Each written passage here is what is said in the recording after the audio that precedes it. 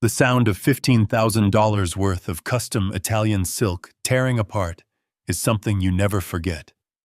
It sounded like a scream. When my daughter-in-law tried to stand up for her first dance, the entire ballroom went silent. She was frozen, stuck to her chair, her face draining of color as the realization hit her. Everyone was looking at her. Everyone was whispering. But I was not looking at her. I was looking at my son, Brandon. I was waiting for him to realize that the trap they had set for his mother had just snapped shut on his own wife. I didn't feel pity. I didn't feel guilt. I just took a sip of my wine and checked my watch. To understand why I sat there like a statue while my daughter-in-law was humiliated in front of 200 of Chicago's elite, you have to understand what happened 3 hours earlier. You have to understand that this wasn't an accident. It was war. Before I continue this story, let me know where you are watching from in the comments below. Hit like and subscribe if you have ever had to protect someone you love from the people who should have loved them the most. The ballroom of the Drake Hotel was still in semi-darkness when I walked in. I like to be early. It is a habit from my 40 years as a contractor. You check the site before the crew arrives. You check the foundation before you pour the concrete. I wanted to make sure the flowers were right for Patricia. She loves hydrangeas. But as I moved through the shadows of the side entrance, staying off the main carpet so my shoes wouldn't click, I heard a sound that didn't belong. It was a giggle, not a happy giggle. It was a cruel, low sound. I stopped behind a massive velvet curtain near the head table. My eyes adjusted to the dim light, and what I saw made my blood run cold. There, hovering over the table where the parents were supposed to sit, were my son, Brandon, and his bride-to-be, Brittany. They were not sharing a romantic moment. They were working. Brittany was bent over a specific chair. I squinted. It was the chair to the immediate right of the groom. That was Patricia's chair, my wife's chair. In Brittany's hand was a bright orange tube. I know that tube. I have used it on job sites to bond steel to concrete. Gorilla Glue. The gel kind. The kind that doesn't just stick, it fuses. She was squeezing a thick, generous spiral of the clear adhesive onto the plush velvet cushion of the chair. She wasn't just putting a dot. She was painting the seat with it. Brandon was standing guard, looking toward the main doors. He wasn't stopping her. He was smiling. He was actually smiling. "Make sure you get the edges, babe," he whispered. The acoustics in the empty hall carried his voice straight to me. "I want her stuck good. She needs to learn her place." Brittany capped the glue and stood up, wiping her hands on a napkin. She looked at her handiwork with the pride of an artist. "This is going to be hilarious," she said, her voice dripping with malice. "When the old hag tries to stand up for the toast, she's going to be flopping around like a fish. Maybe she will finally break that other hip, and we can put her in a home sooner." They laughed. My own son, the boy I taught to ride a bike, the boy I put through private school, laughed at the idea of his mother breaking her bones. I felt a physical blow to my chest, harder than any hammer swing I had ever taken. My fists clenched at my sides. The urge to step out from behind that curtain and flatten him was overwhelming. I am 69 years old, but I spent my life lifting lumber and pouring cement. I could have snapped him in half. But I didn't move. I forced my breathing to slow down. If I confronted them now, they would deny it. They would say it was a joke. They would gaslight us. And the wedding would go on, and Patricia would still be vulnerable to them. No, you don't win a war by charging into machine gun fire. You win by flanking the enemy. I waited until they slipped out the side door, giggling like school children who had just vandalized a locker. Only then did I step out of the shadows. I walked to the head table, my heart pounding a rhythm of pure rage against my ribs. I looked at the chair. The glue was transparent, sitting on top of the deep blue velvet. In the dim lighting of the reception, it was invisible. If you didn't know it was there, you would sit right in it. I touched the edge of the cushion. It was tacky. It was already setting, but it would stay active for another hour. I looked at the place card sitting on the table in front of the chair. It was beautiful calligraphy on thick cardstock. Mother of the groom. Patricia. My mind flashed back to 3 months ago. The hospital room. The smell of antiseptic and fear. Patricia lying there, pale and small in that big bed. The doctor had been very clear. He looked me in the eye, and then he looked at Brandon, who was standing right there next to me. "Mr. Miller," he had said, "the surgery was successful, but the recovery is critical. Her hip socket is fragile. Any sudden jerking motion, any fall, or any extreme strain could dislocation the joint. If that happens, the damage could be permanent. She might never walk again." Brandon had nodded. He had heard every word. Brittany had been there too, scrolling on her phone, but she had heard it. They knew. This wasn't a prank. A prank is putting salt in the sugar bowl. A prank is a whoopee cushion. This was assault. If Patricia sat in this glue and then tried to stand up, the sudden resistance would jerk her body. The panic would make her twist. It could snap her hip like a dry twig. They weren't just trying to humiliate her. They were willing to cripple her for a laugh. They were willing to put her in a wheelchair for the rest of her life, just to get her out of the way, just to get access to our assets sooner.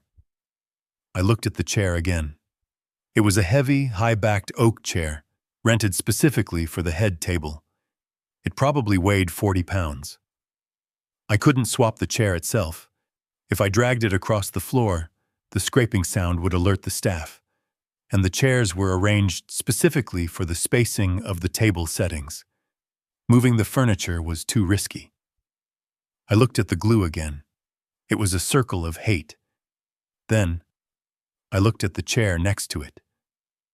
The bride. Brittany. It was pristine. Clean velvet. Ready for the princess. I looked around. The hall was still empty, but I could hear the clatter of silverware from the kitchen. The catering staff would be coming out any minute to set the water glasses. I had maybe 30 seconds. I reached out and picked up the place card that said Patricia. My hand didn't shake. It was steady. So I moved it to the clean chair. Then I picked up the card that said Brittany. I placed it gently in front of the glue-covered chair. I stepped back to check the alignment. The chairs were identical. The table settings were identical. The only difference was the name on the card and the invisible trap on the seat. Suddenly, the kitchen doors swung open. A young waiter with a pitcher of ice water walked in briskly. He stopped when he saw me standing at the head table. "Sir?" he asked, looking suspicious. "The guests aren't supposed to be in here yet." I didn't flinch. I turned to him with a calm, warm smile. The smile of a proud father, not a man who had just set a trap. "I know, son," I said, smoothing the tablecloth near the glue chair, careful not to touch it. "I just wanted to make sure everything was perfect for my wife. She has trouble walking, you know. Wanted to check the spacing." The waiter's face softened. He nodded respectfully. "That is very thoughtful of you, sir. It looks beautiful." "Yes," I said, looking at the glue that was slowly drying into a bond strong enough to hold a truck. "It is absolutely perfect." I walked out of the ballroom, passing the waiter. I went straight to the bar in the lobby and ordered a double scotch, neat. I needed to steady my nerves. I drank it in one swallow. The alcohol burned, but it didn't burn as hot as the anger in my gut. I checked my phone. I had a text from my assistant, Sarah. "Checks for the vendors are ready to go out tomorrow morning as instructed, and the deed transfer for the penthouse is on your desk for Monday." I stared at the screen. I had planned to give them the world. I had paid for this entire circus, The flowers, the food, the venue, the dress. I was going to hand them the keys to a $2 million penthouse as a wedding gift. I was going to retire and take Patricia to Italy, leaving the family business in Brandon's hands. I typed a reply. My thumb hit the keys hard. Hold everything. Do not mail the checks. Do not file the deed. Wait for my call. I put the phone in my pocket. The guests were starting to arrive. I saw Patricia coming through the revolving doors. She was using her cane, but she was smiling. She looked beautiful in her blue silk dress. She had spent weeks finding a dress that was elegant, but comfortable for her hip. She was so happy. She thought she was gaining a daughter today. I walked over to her and offered her my arm. "Ready, my love?" I asked. She squeezed my hand. Her grip was weak, but her eyes were bright. "I am so proud of him, George," she whispered. And Brittany looked so beautiful at the rehearsal. I really think we are going to be a real family. I swallowed the lump in my throat. "Yes, Patricia," I said, leading her toward the slaughterhouse. "We are definitely going to find out what kind of family we are tonight." I led her into the ballroom. The lights had been dimmed further for the dramatic entrance. The music was playing softly. I guided her toward the head table. I watched her eyes scan the table for her name. "Oh, there I am," she said, pointing to the clean chair. I held my breath. If Brittany or Brandon noticed the switch before they sat down, it was over. If they saw the cards had moved, they would know. We reached the table. Brittany and Brandon were already making their grand entrance on the other side of the room, soaking up the applause. They were waving, blowing kisses. Brittany looked triumphant. She looked like she owned the place. She was wearing a custom-made gown, lace and silk, fitted to perfection. We sat down. Patricia lowered herself slowly into the clean chair. I helped her adjust her cane. "Comfortable?" I asked. "Perfect," she said. I looked at the empty chair next to us. The glue chair. The card said Brittany. The bride and groom approached the table. Brandon looked at me, then he looked at his mother. His eyes darted to the chair she was sitting in. He frowned slightly. He was confused. He remembered putting the glue on the chair to the right. But his mother was sitting on the right. He looked at the chair next to her. Then Brittany arrived. She didn't look at the cards. She was too busy looking at the audience, blowing kisses to her bridesmaids. She was high on adrenaline and narcissism. She saw the empty chair next to the groom's spot. She assumed it was hers. It was, after all, the center of attention. She grabbed the back of the glue chair. Brandon opened his mouth to say something. I saw the panic flash in his eyes. He realized something was wrong with the geometry of the setup. But before he could speak, the DJ announced loud over the speakers, "Ladies and gentlemen, please take your seats." Brittany didn't wait. She threw her heavy train of expensive fabric over the back of the chair, and she sat down. She sat down hard. She did a little wiggle to get comfortable, pressing her hips firmly into the cushion to settle the layers of her dress. I saw Brandon freeze. He looked at me. I raised my glass of champagne to him. I didn't smile. I just stared him dead in the eye. The trap was set. The prey was caught. Now all we had to do was wait for the glue to cure, and wait for the music to stop. The dinner was about to be served, and it was going to be the coldest meal my son ever ate. The air in the grand ballroom was thick with expensive perfume and the low hum of 200 voices pretending to care about love. As the heavy mahogany doors swung open to welcome the general admission of guests, I stood by the entrance, serving as the silent pillar for my wife. Patricia was trembling slightly. It was not from nerves, but from the sheer physical effort of standing upright in heels she had insisted on wearing. She wanted to look tall for her son. She wanted to look strong.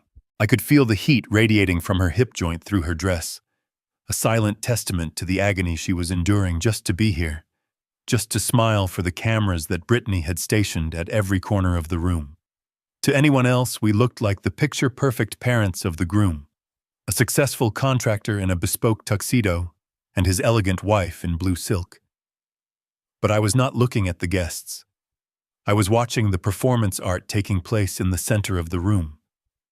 Brittany and Brandon were receiving the early arrivals, the VIPs, the people whose approval Brittany craved like oxygen. She was radiant. I will give her that. She knew how to catch the light. But her eyes were cold. Every time she hugged a guest, her eyes were already scanning over their shoulder to see if someone more important had walked in. Patricia squeezed my arm. "George, look at them," she whispered, her voice thick with emotion. "They look like royalty. I am so happy we could give this to them." I didn't have the heart to tell her that the royalty she was admiring were actually executioners. I just patted her hand. "Let's go say hello," I said, guiding her forward. The walk across the marble floor was slow. Every click of Patricia's cane was a reminder of her fragility. I saw heads turn. I saw the pity in the eyes of my business associates. "Oh, poor George, his wife is failing." That is what they were thinking. But Patricia held her head high. She approached the happy couple with her arms open, ready to embrace the new daughter she thought she had gained. Brittany saw us coming. For a split second, her mask slipped. I saw it. A flash of annoyance, a curl of the lip. She looked at Patricia's cane the way one looks at a stain on a new carpet. It was an inconvenience to her aesthetic. But then, as quickly as it appeared, the mask was back in place. She beamed. She threw her hands up theatrically. "Mom! Dad! You made it!" She leaned in to air-kiss Patricia, careful not to let her makeup touch my wife's cheek, and careful not to actually make contact. It was a performance for the photographer, hovering 3 feet away. Flash, flash, flash. The dutiful daughter-in-law. Patricia, bless her heart, tried to hug Brittany for real. She reached out, tears in her eyes. "You look so beautiful, honey," Patricia said. "Welcome to the family." Brittany stiffened. She pulled back just an inch, creating a wall of ice between them. Then she lowered her voice. She pitched it perfectly so that the photographer couldn't hear, so that the guests nearby couldn't hear, but so that Patricia and I could hear every syllable. She put a hand on Patricia's shoulder, gripping it a little too hard. "Thanks, Mom," she said, her smile not reaching her eyes. "Listen, we have a lot of important people here tonight. Investors, influencers, people who matter." She paused, looking pointedly at Patricia's cane. "So, do me a huge favor. Just find your seat and stay there, okay? Don't go shuffling around the room trying to mingle. You are moving so slowly, it is frankly a little depressing to watch. I don't want you bothering the guests with your situation. Just sit down, stay put, and try not to be a distraction, okay?" The words hit Patricia like a physical slap. I felt her body go rigid against mine. The light in her eyes, which had been so bright just moments ago, was extinguished instantly. She opened her mouth to speak, to apologize, because that is who Patricia is. She apologizes for existing. I didn't mean to," she stammered. Brittany didn't let her finish. She turned her dazzling smile to a woman in a red dress who had just walked in. "Oh, Mrs. Vanderwallet, so glad you could come," she shrieked, turning her back on us completely. I looked at Brandon.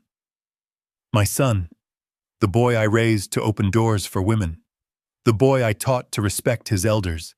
He was standing right there. He had heard every word. He was adjusting his cufflinks, looking down at his polished shoes. He didn't say, "Brittany, don't speak to my mother that way."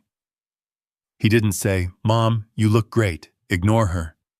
He looked up, met my eyes for a fraction of a second, and then looked away. "Yeah, Mom," he mumbled, barely audible.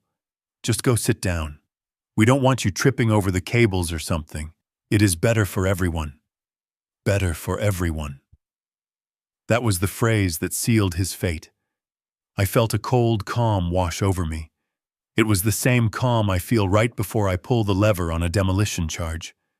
The building is still standing, people are still walking past it, but I know that the fuse is already lit.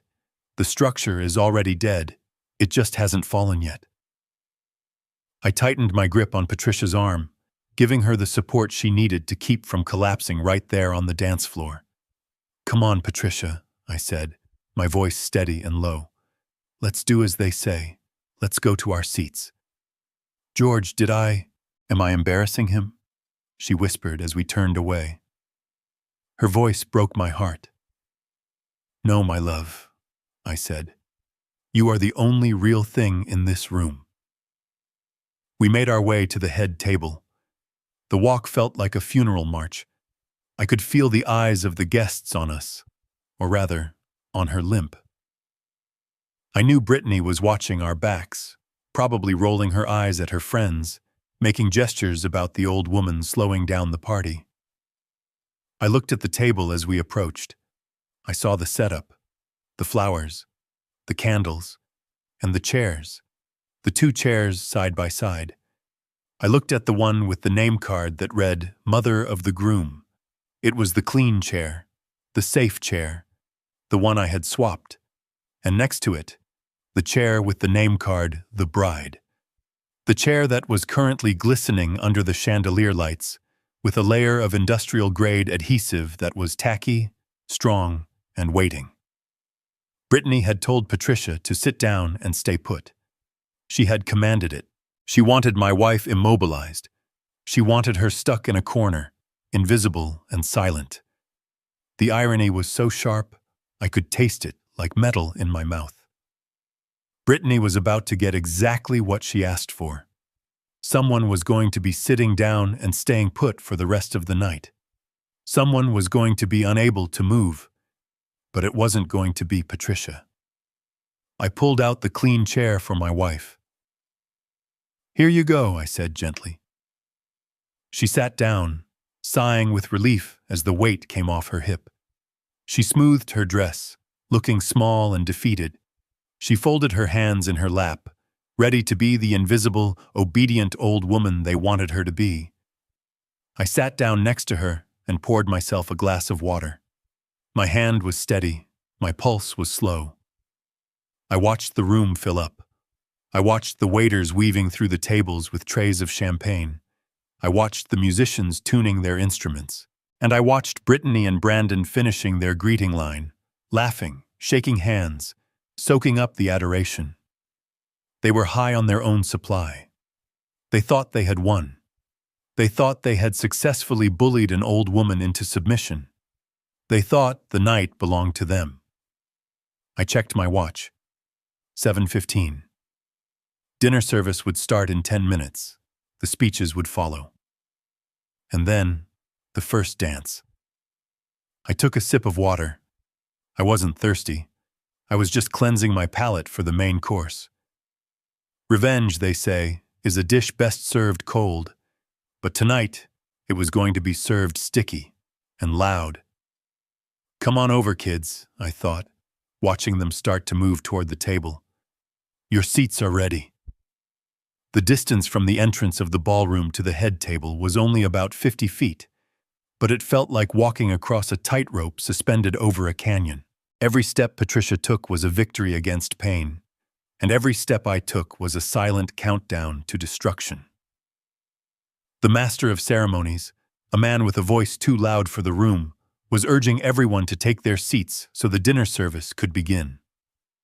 The noise of 200 chairs scraping against the floor filled the air, a chaotic symphony of wood on parquet that masked the pounding of my own heart.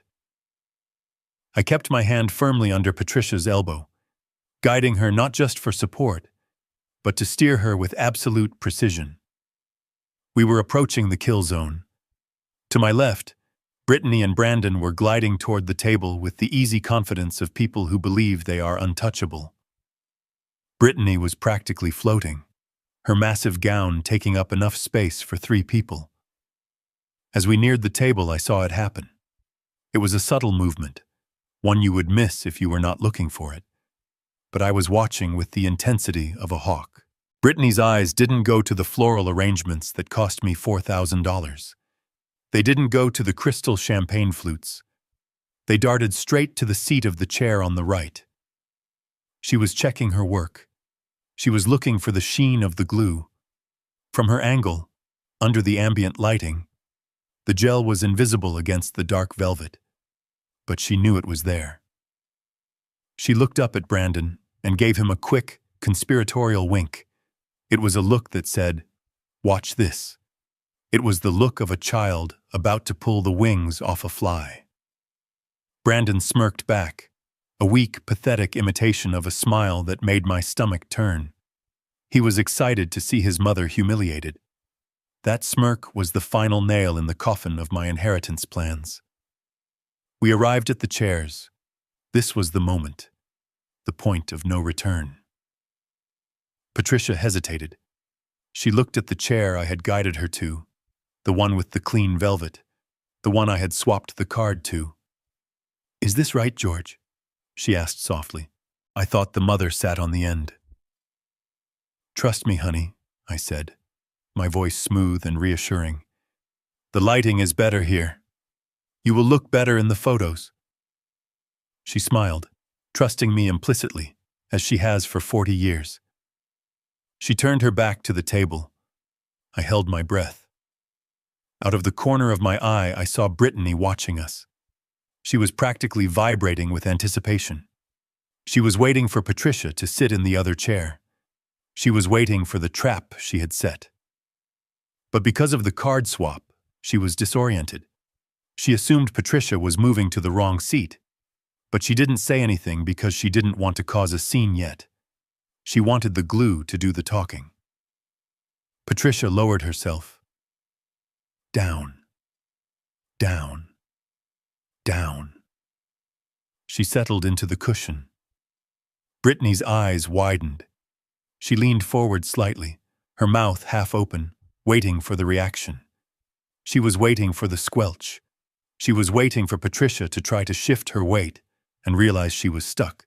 She was waiting for the look of panic. But Patricia just let out a long sigh of relief. She shifted her hips to find a comfortable position. She moved freely. There was no glue. There was no trap.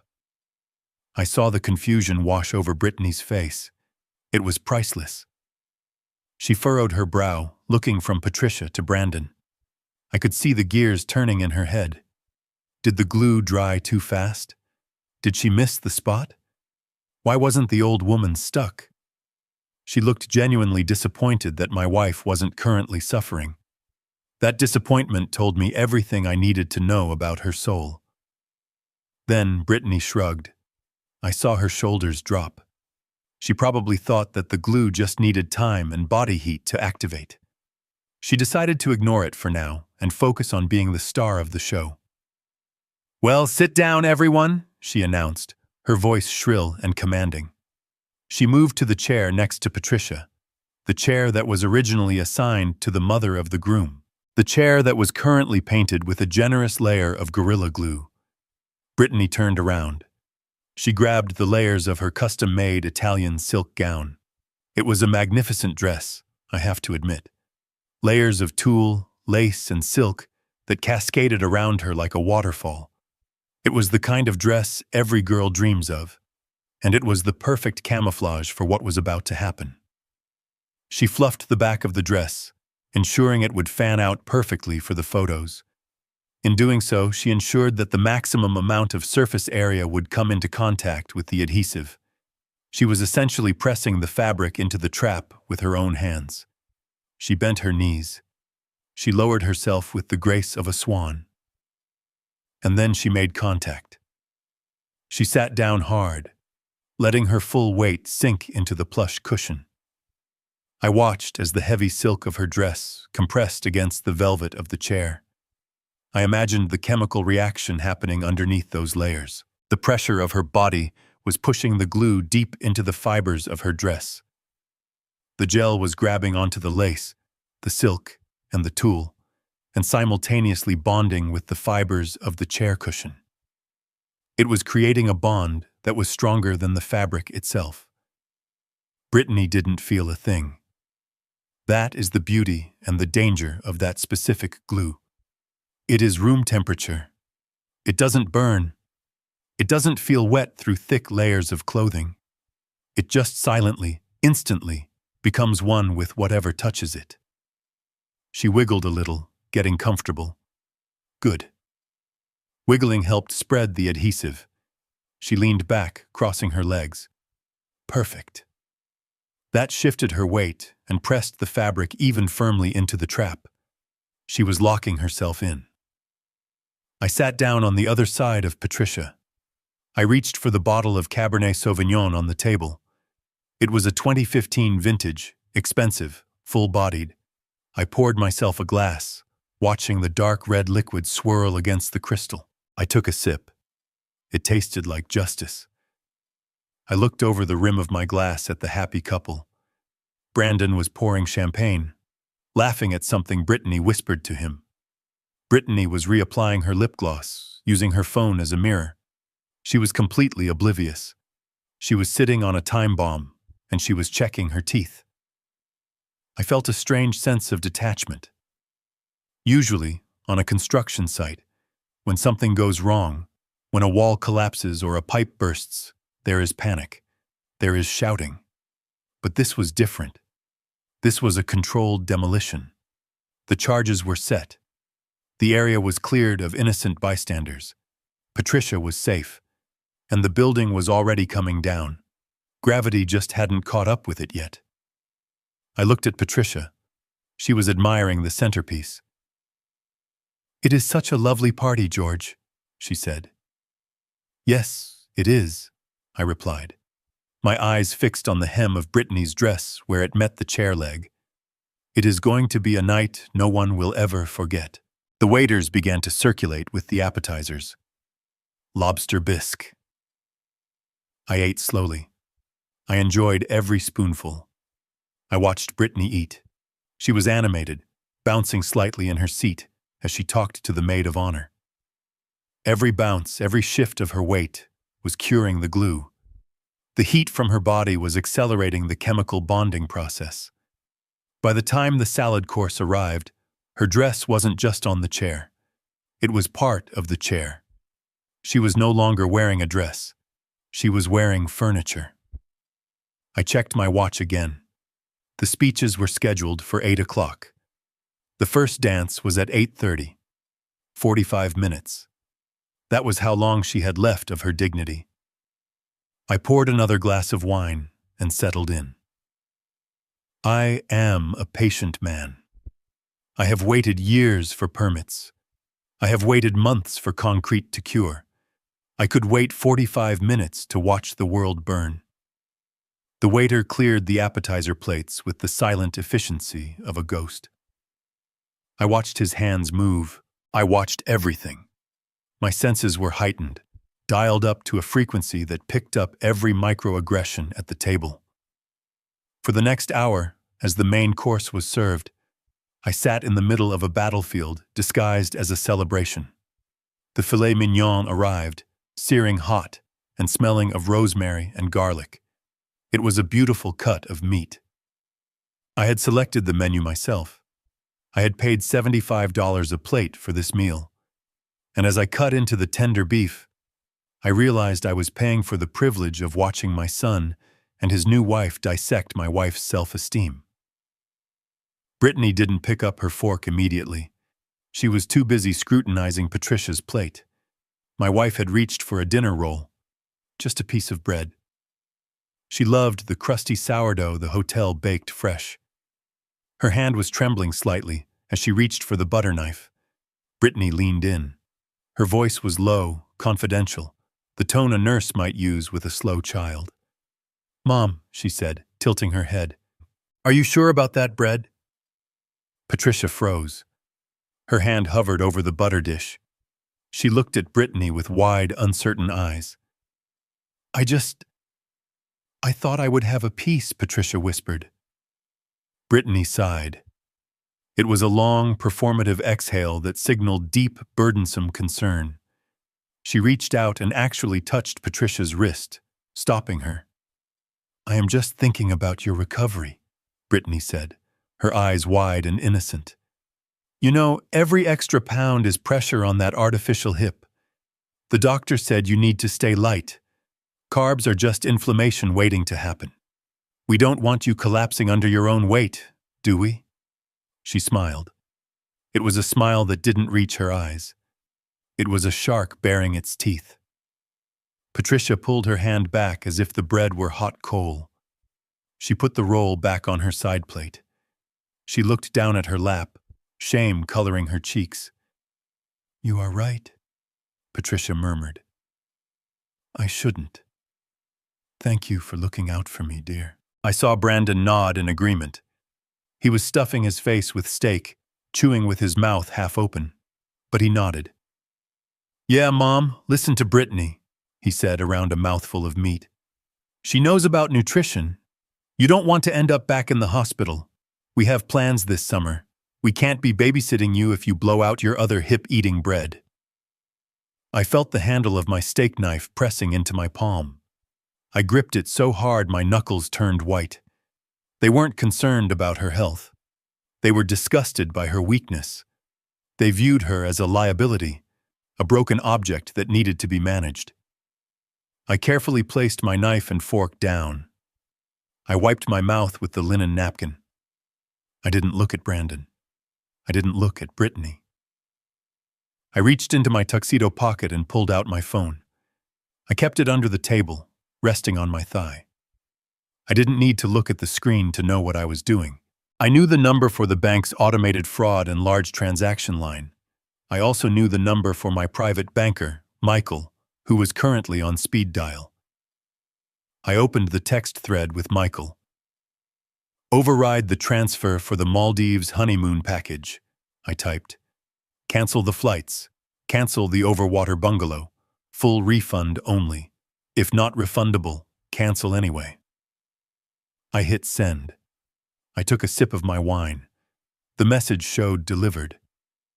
Somewhere in a system, $25,000 just vanished from their future. Brittany was still talking. She had moved on from the bread to the apartment. She was cutting her steak into tiny surgical pieces, ignorant of the fact that the glue beneath her was currently hardening into a permanent bond with her dress. So, Dad, she said, turning her attention to me. She called me Dad. It sounded like a slur coming from her mouth. We need to talk about the timeline for the penthouse. She was talking about the wedding gift. The 5-bedroom penthouse in the Gold Coast district. The one I had bought and renovated with my own hands 3 years ago, intending it to be my retirement home before deciding to gift it to them. What about it? I asked, my voice calm, flat. Well, Brandon and I were looking at the space yesterday, she said, waving her fork. And honestly, the interior is it is a little dated. It feels very heavy. All that dark wood and the marble, it feels like an old man's club. Brandon chimed in, eager to please his new master. Yeah, Dad, it is a bit depressing. We want to gut the living room, open it up. And the master bath? The jacuzzi tub has to go. It is unsanitary. We want a wet room, minimalist, white concrete. I stared at him. I had laid that marble tile myself. I had imported that wood from Brazil. It was craftsmanship. It was timeless. And they wanted to rip it out and replace it with trendy white concrete that would crack in 5 years. We got a quote from a contractor, Brittany continued, taking a sip of champagne. It is going to be about $60,000 for the demo and the remodel. Since the deed is transferring on Monday, we were hoping you could front us the renovation costs now. You know, so we can start work while we are on our honeymoon. We don't want to move into a construction zone. She smiled expectantly. She wasn't asking. She was demanding. She assumed the money was an infinite tap that she could turn on whenever she pleased. I looked at Patricia. She was pushing her peas around her plate, afraid to eat them in case Brittany criticized her calorie intake. She looked small. She looked tired. I looked back at Brittany. She shifted in her seat. I saw the fabric of her dress pull tight against the chair leg. The glue was doing its job. She was anchored. She just didn't know it yet. I picked up my phone again. 60,000, I repeated. To fix a brand new apartment. Brittany rolled her eyes playfully. It is not fixing, Dad. It is curating. We need the space to reflect our brand. We are going to be hosting a lot. We need it to be Instagrammable. The current look is just dusty. Dusty. My life's work was dusty. I unlocked my phone. I opened the text thread with Sarah, my executive assistant. Do not file the deed transfer on Monday, I typed. Contact the realtor. Put the penthouse back on the market. List it as fully furnished, immediate occupancy. Change the locks tonight. I hit send. That was a $2 million text message. I looked up at them. I will see what I can do, I lied. Brittany clapped her hands together. Oh my gosh, thank you. That is amazing. You are the best. She turned to Brandon and kissed him on the cheek. See? I told you he would do it. We just have to push him a little. She whispered it, but I heard it. I hear everything. The dinner continued. The waiters cleared the plates. Dessert was coming. Wedding cake. A 5-tier tower of vanilla and raspberry that cost more than my first car. Brittany leaned toward Patricia again. The shark was circling back for another bite. Mom, you are not going to have cake, are you? She asked. Patricia looked up, startled. I thought a small slice. Brittany shook her head. Sugar is terrible for inflammation.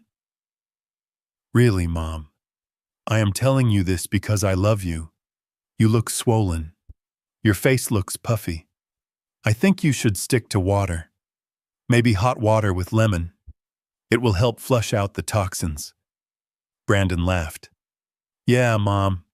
Detox. You want to look good for the family photos, don't you? Patricia put her napkin on the table. She looked like she was about to cry. I am not hungry anyway, she whispered. That was it. That was the final straw. They had taken her food. They had taken her dignity. They had taken her joy. And they thought they were taking my money. I felt a vibration in my pocket. A confirmation text from the bank. The honeymoon was canceled. Another vibration. A confirmation from Sarah. The locks were being changed within the hour. I looked at Brittany.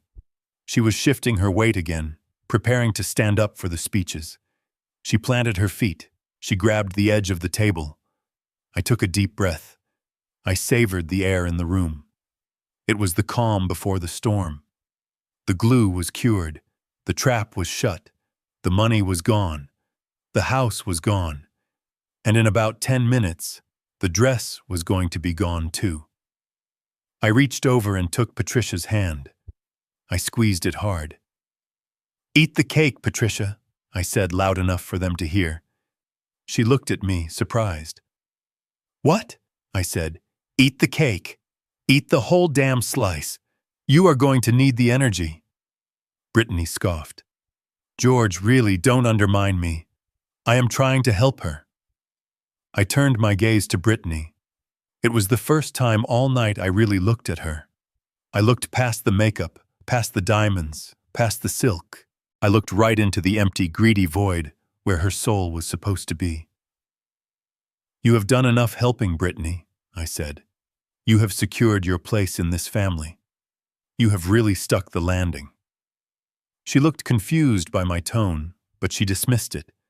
She checked her reflection in her spoon one last time. Whatever, she muttered. The lights dimmed. The spotlight swiveled toward our table. The master of ceremonies walked onto the stage, microphone in hand. "Ladies and gentlemen," he boomed, "I hope you enjoyed that wonderful meal.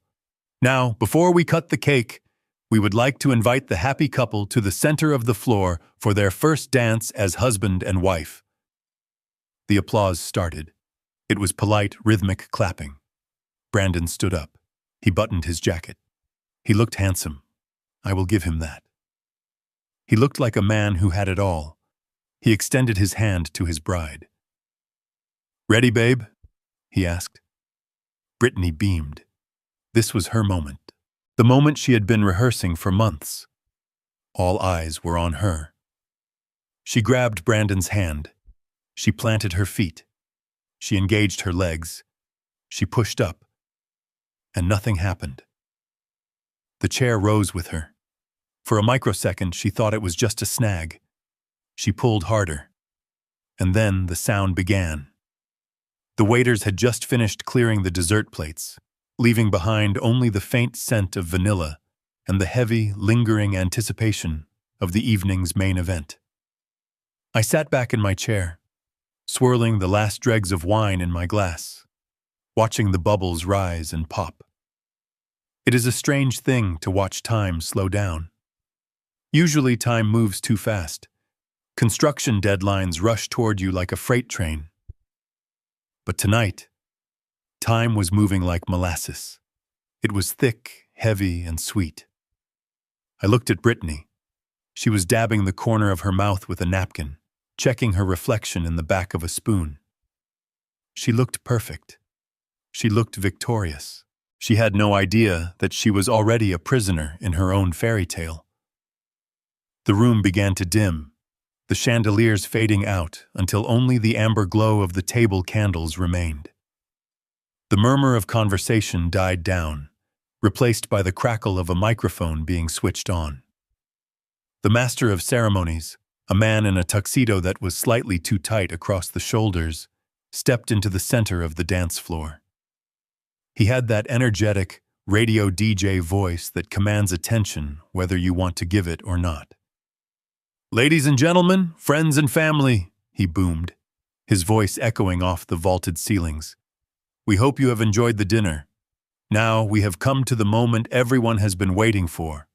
It is time to cut the cake, and then we will clear the floor for the first dance of the evening." A polite ripple of applause moved through the room. I didn't clap. My hands were resting on the tablecloth, flat and steady. I was grounding myself. "So, if I could please ask everyone to turn their attention to the head table," the MC continued, raising his hand dramatically. "Let's make some noise for the brand new Mr. and Mrs. Miller." The DJ hit a button. A heavy driving beat kicked in. It was some modern pop song, something about being on top of the world. The irony was almost too much to bear. At the same moment, a high-powered spotlight mounted on the balcony truss swung down. It cut through the darkness like a laser, hitting our table with blinding intensity. The light bypassed me. It bypassed Patricia. It landed squarely on Brandon and Brittany. It was a circle of pure white brilliance, illuminating every detail. I could see the sequins on Brittany's bodice sparkling like diamonds. I could see the sheen of sweat on Brandon's forehead. They were the stars of the show, and like all stars, they were about to burn out. Brandon stood up first. He moved easily, buttoning his jacket with one hand and running the other through his hair. He flashed a smile at the crowd, waving to his college buddies who were hooting from table 9. He looked the part of the successful heir. He looked down at his wife, extending his hand to her with a flourish. "Come on, Mrs. Miller," he said, his voice loud enough to carry over the music. "Let's show them how it's done." Brittany looked up at him. Her face was glowing. This was it. This was the payoff for all the dieting, all the planning, all the money she had demanded I spend. She placed her hand in his. Her manicured nails dug slightly into his palm. She took a deep breath, preparing to rise like a queen ascending her throne. She planted her feet firmly on the floor. She was wearing 4-inch heels, which gave her calves a sharp, defined look. She shifted her weight forward, engaging her legs. She had done this movement 1,000 times. You lean forward, you push off your heels, and you rise. It is simple physics. It is the most basic human movement. She pushed, and the world stopped. She didn't move. Well, that isn't entirely accurate. Her upper body moved. Her shoulders went up a fraction of an inch. Her neck extended. But her hips? Her hips were anchored to the earth. It was as if gravity had suddenly increased tenfold directly under her seat. She frowned. It was a small, confused micro-expression. The smile didn't leave her face entirely, but her eyes narrowed. She thought, naturally, that she had just lost her balance. Or maybe she hadn't pushed hard enough. The dress was heavy, after all. It had layers and layers of fabric. She let go of Brandon's hand for a second to adjust her grip on the armrests of the chair. She gave a little nervous laugh, looking at the audience. "Whoops," she mouthed. "Heavy dress." She gripped the wood of the chair arms. Her knuckles turned white. She wasn't playing around this time. She was going to hoist herself up. She took a breath, gritted her teeth behind her smile, and shoved downward with her arms while driving upward with her legs. I watched the muscles in her arms tense. I watched the tendons in her neck stand out. Nothing happened. She was stuck. It wasn't the kind of stuck where a zipper catches on a piece of lace. It wasn't a snag. It was a solid, immovable bond. The Gorilla Glue had done exactly what the label promised. It had cured into a hard, plastic-like resin. It had soaked through the tulle, through the silk, through the lining of her dress, through her Spanx, and into the fibers of the velvet cushion. It had created a single, unified object. Brittany was no longer a woman sitting on a chair. She and the chair were one continuous structural entity. She froze.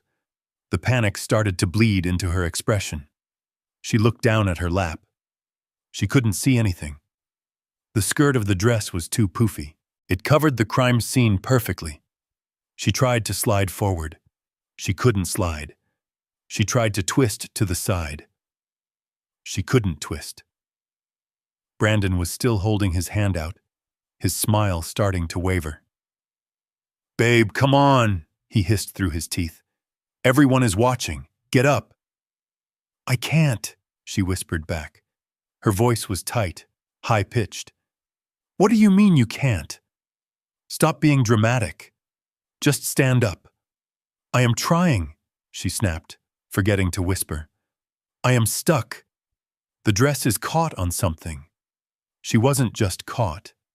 She was welded. I knew the physics of what was happening. To stand up, she would have to lift not just her own body weight, but the weight of the solid oak chair clamped to her backside. That chair weighed 40 pounds. And because of the leverage, because the weight was attached to her rear, she couldn't get her center of gravity over her feet. Every time she tried to stand, the chair tipped forward with her, throwing her off balance and forcing her back down. She gave a violent jerk. She threw her upper body forward, trying to use momentum to break free. The chair lifted 2 inches off the ground. I saw the front legs hover in the air. But as soon as they lifted, the weight of the chair dragged her back down. Thud. The chair legs hit the floor.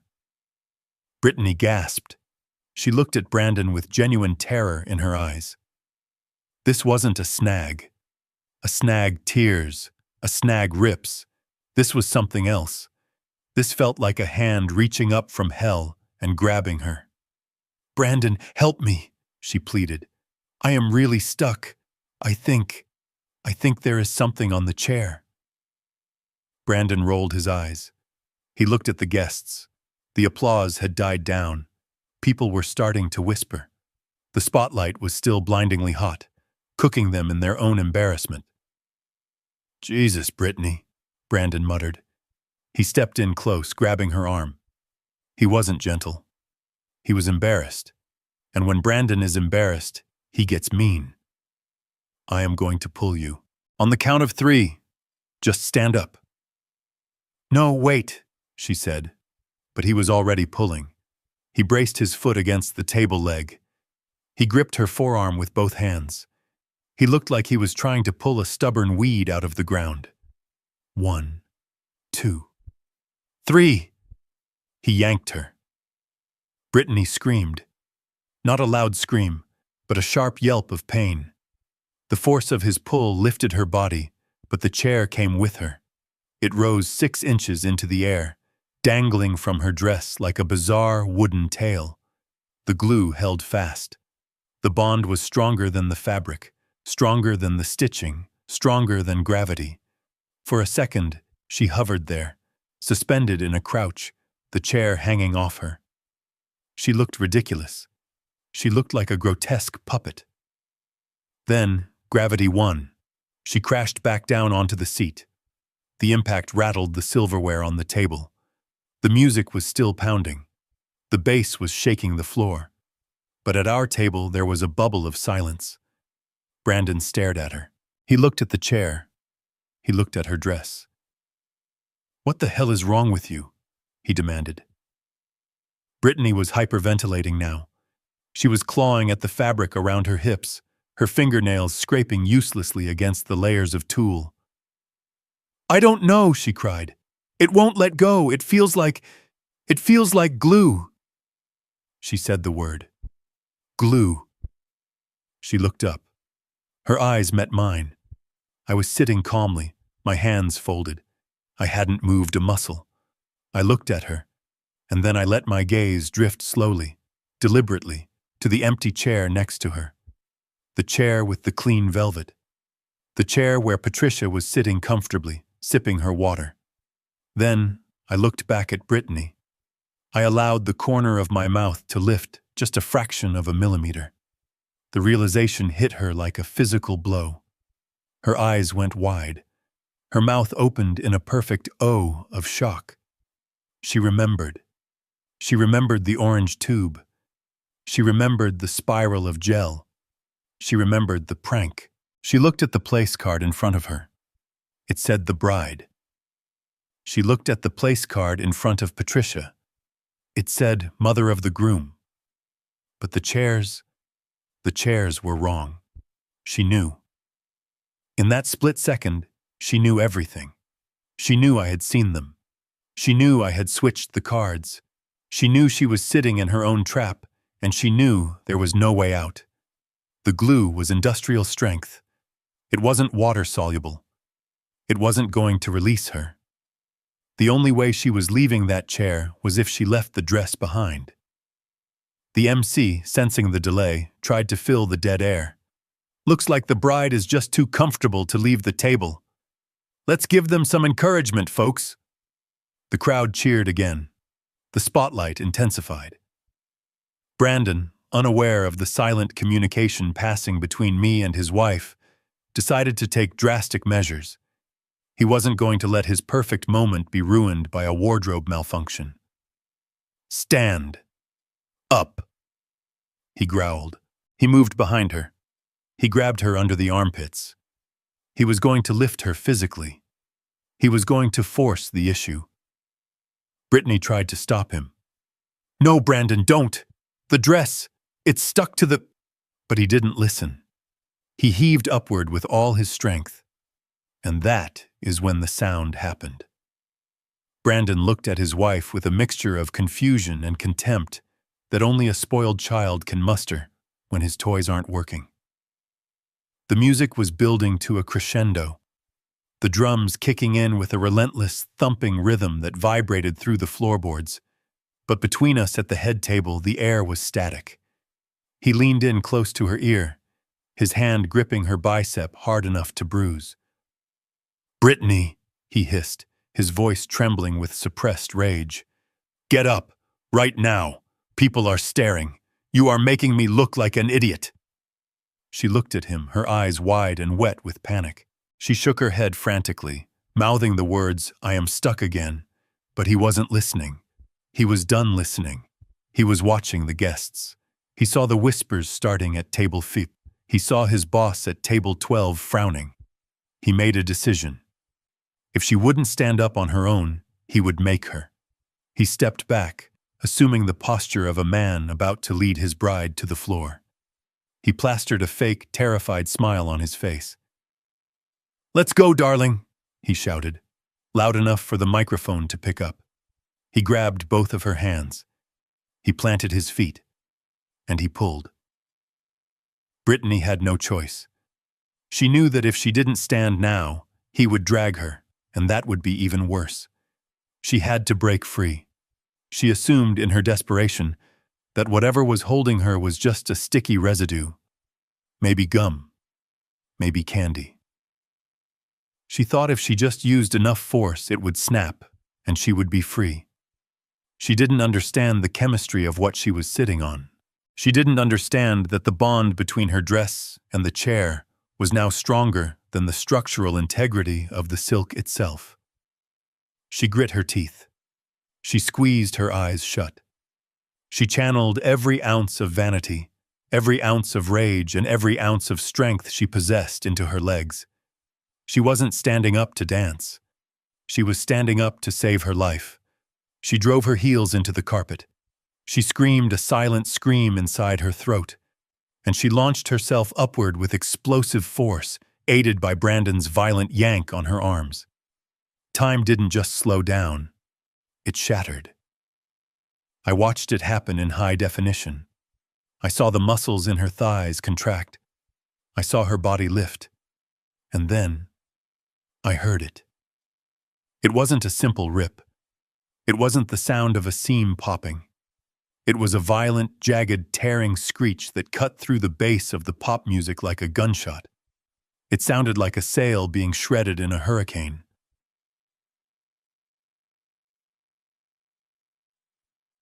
The sound seemed to go on for 5 seconds. It started at the base of her spine and tore downward, branching out to the left and right. The Italian silk, woven by artisans in Milan, screamed in protest as it was forced to choose between the woman and the wood. It chose the wood. Brittany shot up to a standing position, propelled by the release of tension. She stumbled forward, crashing into Brandon's chest. But the back of her dress didn't go with her. I sat there sipping my water and looked at the chair. It was a masterpiece of destruction. Adhered to the seat, perfect and flat, was the entire rear panel of her wedding gown. The layers of tulle, the hand-stitched lace, the silk lining, it was all there, fused to the velvet cushion by the orange adhesive she had applied with her own hands. It looked like a skin that had been shed. It was a perfect mold of where she had been sitting. And then I looked at Brittany. She was standing in the center of the spotlight. The front of her dress was still intact, hanging off her frame like a bib. But the back was gone. The spotlight, cruel and bright, illuminated the reality that lay beneath the fantasy. Brittany wasn't wearing sexy bridal lingerie. She wasn't wearing delicate lace panties. She was wearing Spanx, heavy-duty, industrial strength, beige compression shapewear. It started at her mid-back and went down to her mid-thighs. It was the kind of garment designed to squeeze flesh into submission, to create the illusion of a perfect body. It was functional. It was medical. And under the harsh glare of the halogen lights, it was possibly the unsexiest thing human eyes had ever seen. The fabric of the shapewear was thick and rubbery, struggling to contain her. Where the dress had torn away, there were jagged threads of silk hanging down, framing her backside like a ragged curtain. The room went silent. The music was still playing, but nobody heard it. 200 guests, judges, CEOs, socialites, the people whose validation she craved more than oxygen, were staring at her exposed rear end. For a moment, Brittany didn't know. She was just relieved to be standing. She was breathing heavy, clutching Brandon's lapels. She thought she had won. She thought she had broken free. She looked up at Brandon, smiling a frantic, breathless smile. "I did it!" she panted. "I am up!" Brandon wasn't smiling. He was looking over her shoulder. His face had gone the color of ash. His mouth was opening and closing like a fish out of water. He was staring at the beige wall of elastic that was currently facing the entire ballroom. Brittany saw his expression. She felt the draft. The air conditioning in the ballroom was set to 68 degrees. She felt the cold air hitting skin that should have been covered by $5,000 worth of fabric. She felt the lack of weight behind her. She slowly reached her hand around to her back. Her fingers didn't find silk. They didn't find lace. They found the rubbery, tight texture of the compression shorts. And beyond that, they found nothing, just air. She turned her head. She followed Brandon's gaze. She looked at the chair behind her. She saw the back of her dress sitting there, mocking her. And then she heard the sound. It started as a gasp from the front table, then a giggle from the back, and then a camera shutter. Click. Then another click, click. The influencers she had invited. The friends she tried so hard to impress. They weren't rushing to help her with a tablecloth. They were holding up their phones. They were live streaming. Brittany spun around, trying to hide. But in spinning, she just exposed the damage to the other side of the room. She was trapped in a 360-degree nightmare. She grabbed the front of her ruined dress, trying to pull it down, trying to stretch the fabric to cover herself. But it was useless. The dress was decimated. She looked at the crowd. She looked at the phones pointing at her like weapons. And then, finally, she looked at me. I raised my glass of water in a silent toast. The look on her face wasn't just embarrassment. It was the total psychological collapse of a narcissist who realizes the mirror has shattered. Her lips trembled. Her knees knocked together. And then, the screaming started. Not from the dress this time, but from her. A high, thin wail of pure mortification that echoed off the vaulted ceiling and surely made the angels weep with laughter. The sound that left Brittany's throat was shrill enough to crack the crystal flutes on the table. It wasn't just a scream of embarrassment. It was the sound of a carefully constructed reality shattering into a million jagged pieces. For a split second, the ballroom was paralyzed in a state of collective shock. The kind of silence that happens right after a car crash before the bystanders start running. But then, the silence broke. It didn't break with applause or sympathy. It broke with the digital hunger of the modern age. I watched from my seat as the guests, the very people Brittany had curated for their status and influence, reacted on instinct. They didn't rush forward with tablecloths to cover the bride's exposed backside. They didn't turn away to give her privacy. One by one, then in a wave the smartphones came out. The flashlights turned on. The recording lights blinked red. I saw Mrs. Vanderwallet, the woman Brittany had been fawning over earlier, hold her phone high to get a better angle of the beige Spanx and the shredded silk. The humiliation was being broadcast in real time. Brittany was trending, but not in the way she had dreamed. Brittany spun around, trying to shield herself, but every turn just exposed her to a different sector of the room. She was hyperventilating, her hands clawing at the air, looking for something, anything, to wrap around her waist. But there was nothing. Her dress was destroyed. The back panel was still sitting stoically on the chair, fused to the velvet like a trophy skin. Then, the panic in her eyes shifted. It hardened. It calcified into something ugly and sharp. She stopped spinning. She looked down at the chair she had just vacated. She saw the glint of the adhesive. She saw the place card that still read, "The Bride." And then her head snapped toward Patricia.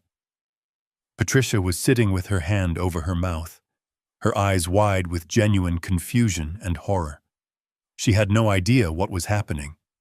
She didn't know about the glue. She didn't know about the swap. All she saw was her daughter-in-law standing half-naked and screaming. Brittany lunged. She didn't step. She threw herself across the gap between them. Her hand swept across the table, knocking over the centerpiece. Water and flowers spilled across the white linen, soaking into the fabric like a metaphor for the evening. "You!" Brittany shrieked, her finger stabbing the air inches from Patricia's face. "You senile old witch! You did this!" Patricia recoiled, pressing her back against her clean, safe chair. "Brittany, I don't understand," Patricia stammered, her voice trembling. "Don't lie to me!"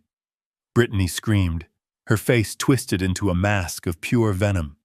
"You swapped the cards! You knew! You knew I put the glue there!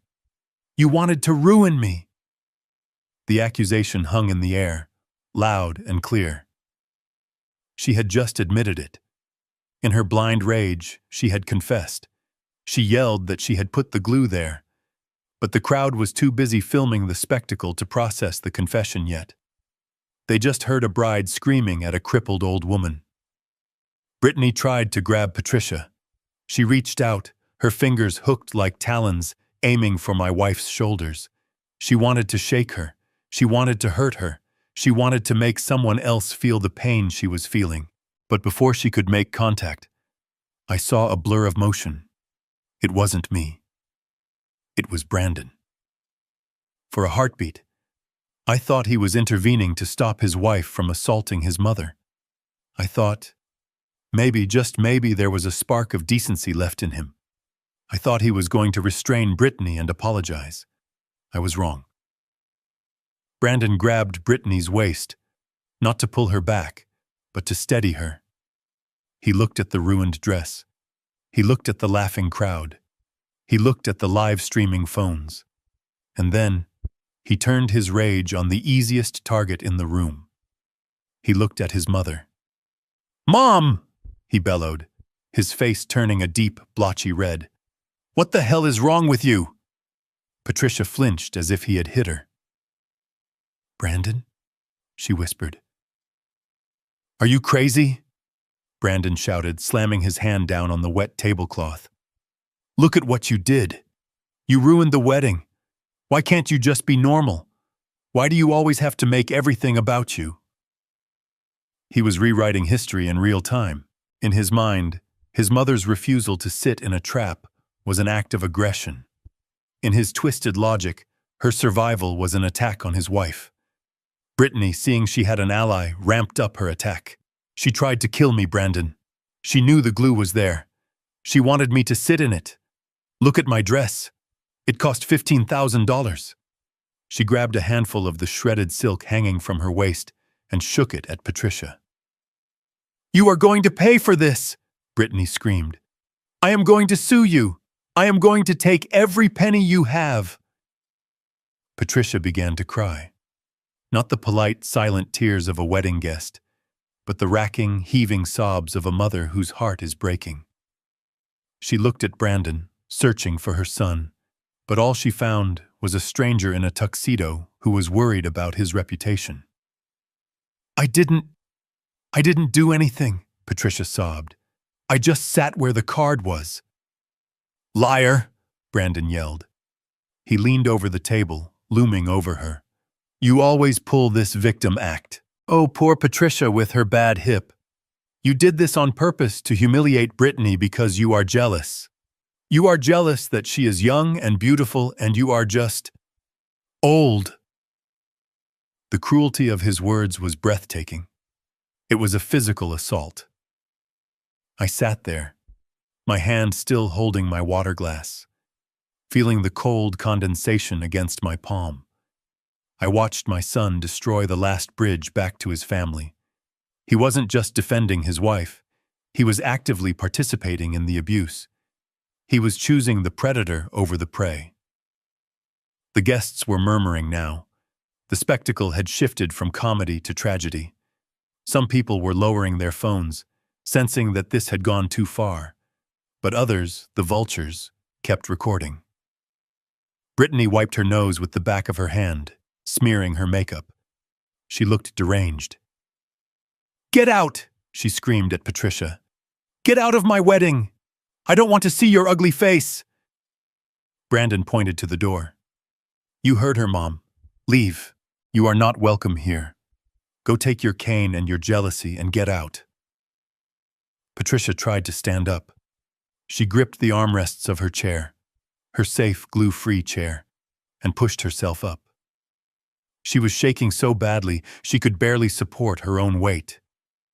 She looked at me, her eyes pleading for an explanation, for protection, for an exit from this nightmare. I didn't say a word. I didn't shout back. I didn't engage in their screaming match. That is what they wanted. They wanted a fight. They wanted noise to cover up their guilt. I simply stood up. I buttoned my jacket. I walked around the back of Patricia's chair. I placed my hand on her shoulder, feeling the tremors running through her small frame. I looked at Brandon. I looked him dead in the eye. I didn't look at him with anger. I looked at him with the absolute indifference of a stranger. Then I raised my hand and signaled to the back of the room. The hotel manager, a serious man named Mr. Henderson, who I had tipped $500 earlier that evening, nodded. He spoke into his headset. The house lights came up full blast. The romantic mood lighting vanished, replaced by the harsh, unflattering glare of the cleaning lights. The music cut out abruptly in the middle of a chorus. The room went dead silent.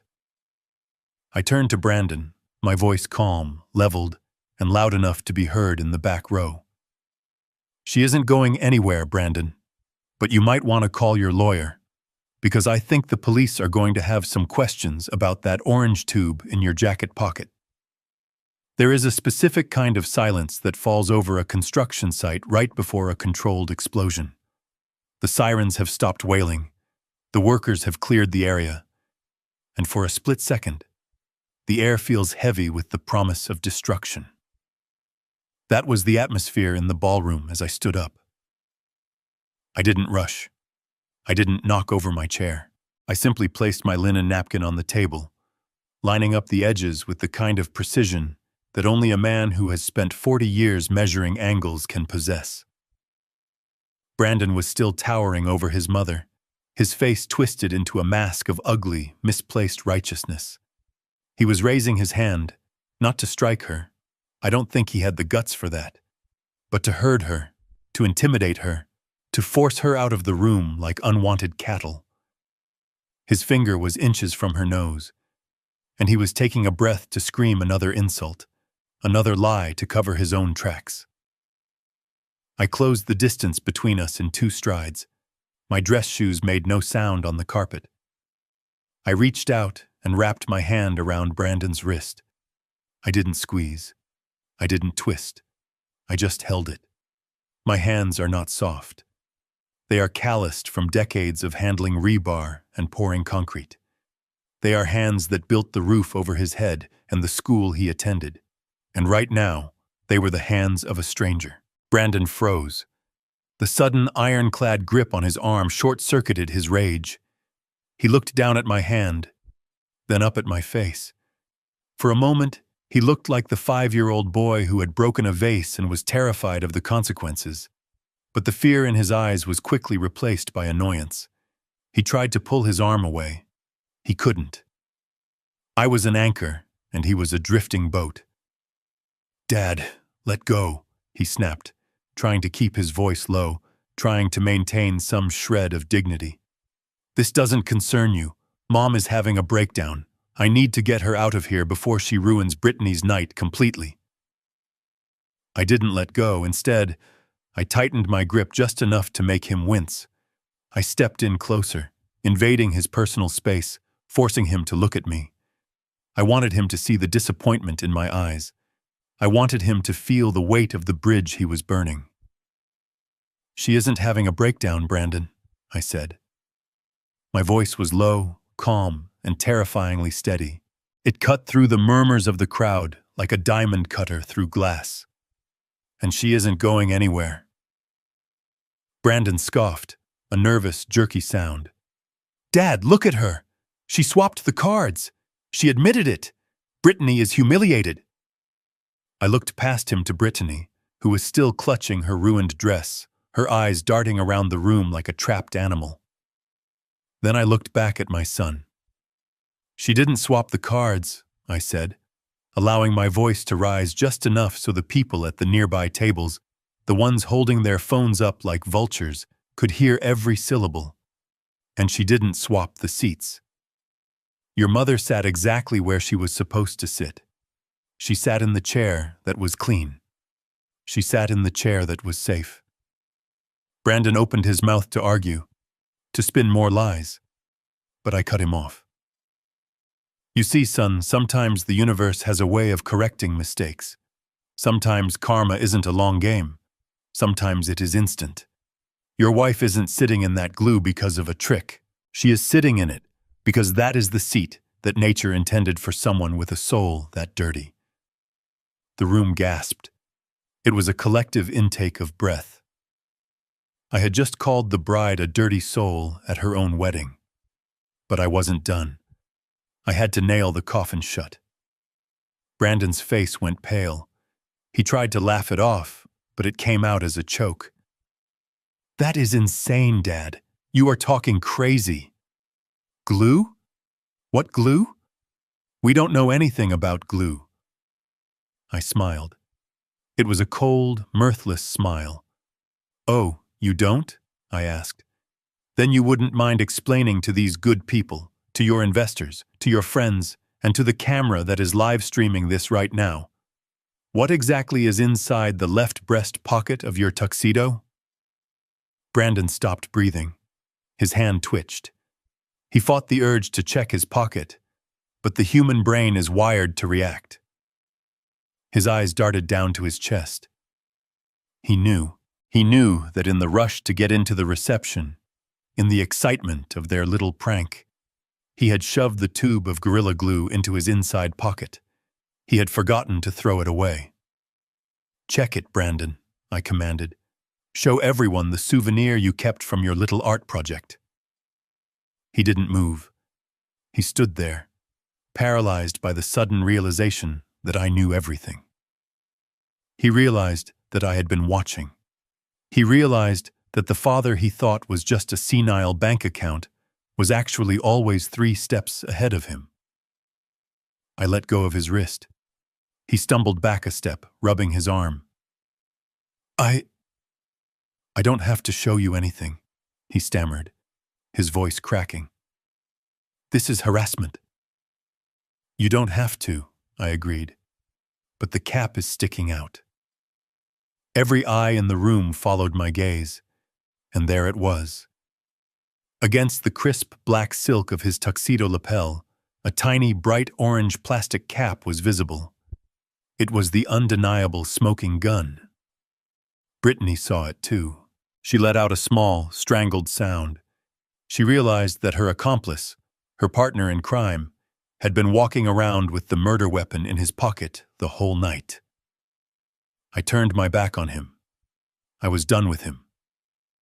I turned to the crowd, addressing the room with the authority of a man who has nothing left to hide. My wife, Patricia, is recovering from hip surgery, I announced. My voice was clear, ringing with the truth. If she had sat in that chair, if she had been stuck and tried to stand, her hip would have shattered. She would be in an ambulance right now.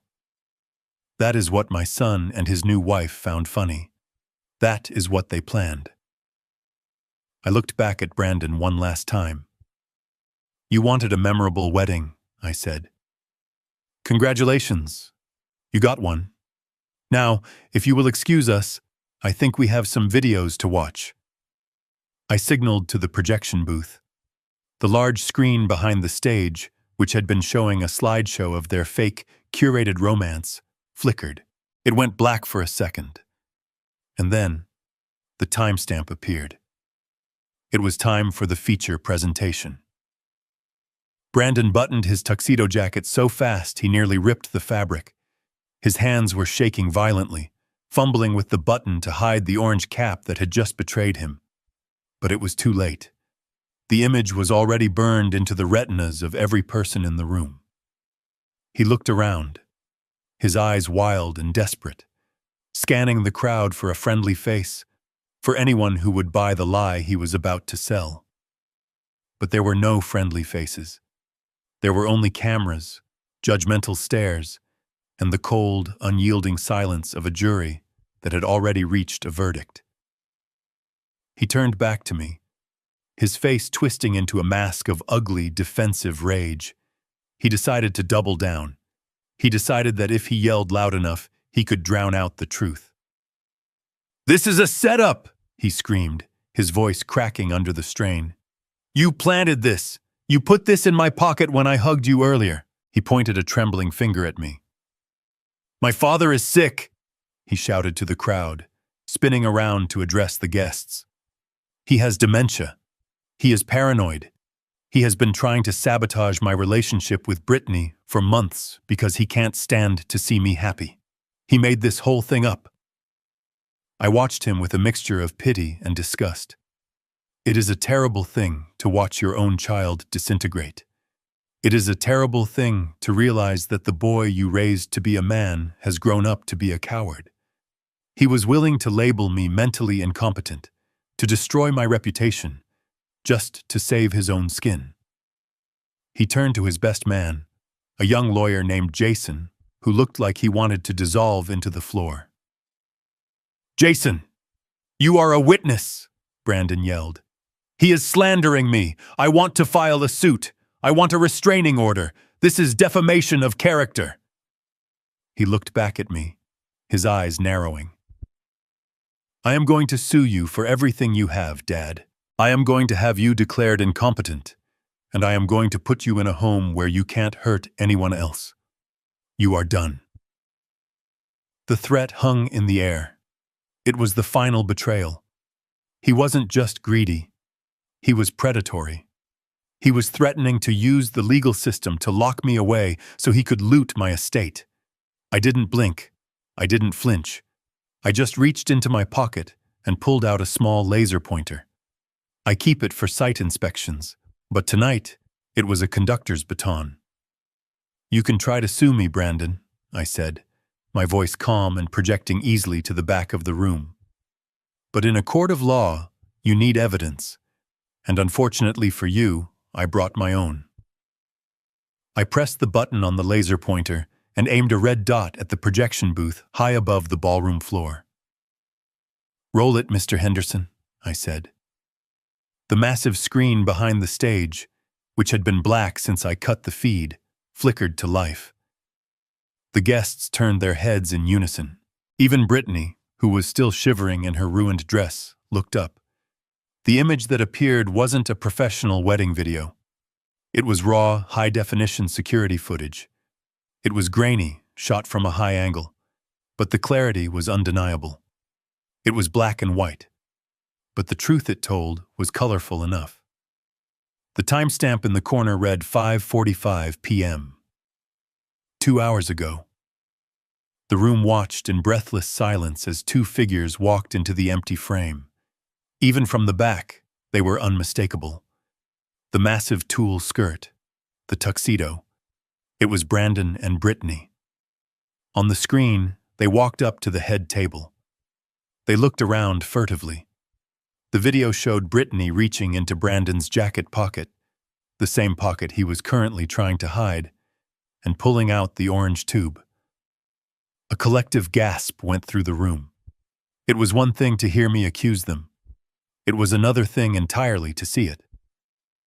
The video zoomed in. Mr. Henderson was doing a fantastic job. The digital zoom was pixelated, but clear. We watched Brittany uncap the glue. We watched her lean over the chair, Patricia's chair. We saw the motion of her arm as she squeezed the adhesive onto the velvet. She didn't just dab it. She swirled it. She painted it. And then, the audio kicked in. I had paid extra for the audio feed. The hotel's security system had sensitive microphones for liability reasons, and tonight, they were worth every penny. "Make sure you get the edges, babe." Brandon's voice boomed through the ballroom speakers. It was distorted, tinny, but undeniably him. "I want her stuck good. She needs to learn her place." The Brandon on the screen laughed. The Brandon in the room turned pale as a sheet. Then came Brittany's voice, sharp and cruel. "When the old hag tries to stand up for the toast, she's going to be flopping around like a fish. Maybe she will finally break that other hip." The crowd erupted. It wasn't polite whispering anymore. It was an audible wave of revulsion. Someone in the back shouted, "That is sick!" A woman at a nearby table covered her mouth with her hand, looking from the screen to Patricia with tears in her eyes. The video continued. We watched them high-five. We watched them kiss, a celebration of their cruelty. And then, we watched them switch the place cards back, ensuring the trap was set for the mother of the groom. The screen went black. The lights came back up. The silence that followed was heavy, judgmental, and absolute. I looked at the guests. The transformation was complete. 10 minutes ago, they were envious of this beautiful, wealthy couple. Now, they were looking at them like they were something stuck to the bottom of a shoe. I saw Frank, my old business partner from the concrete union, sitting at table 3. Frank is a hard man. He has seen everything. He stood up slowly. He didn't say a word. He just picked up his napkin, threw it on his plate, and walked out. His action triggered a chain reaction. Mrs. Vanderwallet, the socialite Brittany had been desperate to impress, stood up. She looked at Brittany, who was standing there half-naked and exposed, and shook her head. "Disgusting," she said, loud enough for everyone to hear. She grabbed her purse and signaled to her husband. They walked out. Then my attorney, Leonard, stood up. He didn't leave. He just crossed his arms and stared at Brandon with a professional, predatory interest. He was taking notes. Brandon looked around the room. He saw his kingdom crumbling. He saw the looks of hatred. He saw the phones still recording, documenting his downfall for the entire world to see. He turned to me. The arrogance was gone. The threat of a lawsuit was gone. In its place was sheer, unadulterated panic. "Dad, wait," he stammered. "It was a joke. It was just a prank. We weren't really going to hurt her. The video, it looks worse than it is." I stepped closer to him. "A prank?" I asked. Breaking a 67-year-old woman's hip is a prank? I didn't mean it like that," he cried. I looked at him.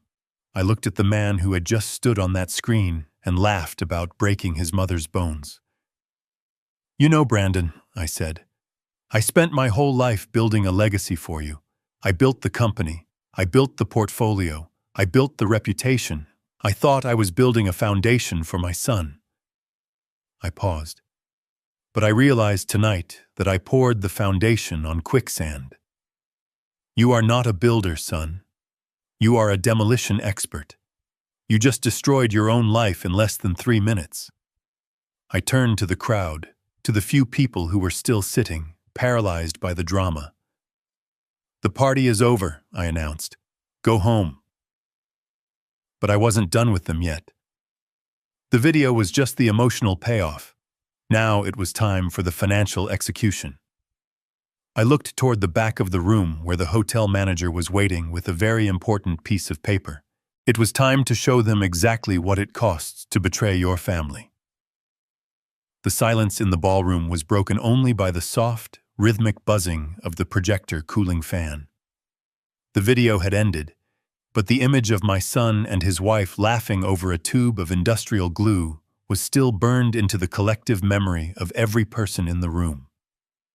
Brandon stood center stage, his face a portrait of ruin. He looked like a man who had just walked out of a burning building only to realize he had forgotten to put on his pants. He was exposed. He was vulnerable. And he was about to find out that rock bottom has a basement. I remained standing. I had the posture of a foreman inspecting a job site that had failed safety regulations. I adjusted my cufflinks. I took a slow, deep breath. The emotional execution was complete. The moral judgment had been passed. Now, it was time for the financial eviction. I raised my hand slightly, a small gesture that would have gone unnoticed in the chaos, but Mr. Henderson was watching. Mr. Henderson, the hotel's general manager, was a man who understood two things very well: discretion and solvency. He had been standing in the shadows of the service entrance for the last 10 minutes, holding a wireless credit card terminal and a very long, very detailed receipt. At my signal, he stepped into the light. He walked onto the dance floor with the solemnity of an undertaker. He didn't look at the guests. He didn't look at the ruined dress. He walked straight up to Brandon. The click of his dress shoes on the parquet floor echoed in the silence.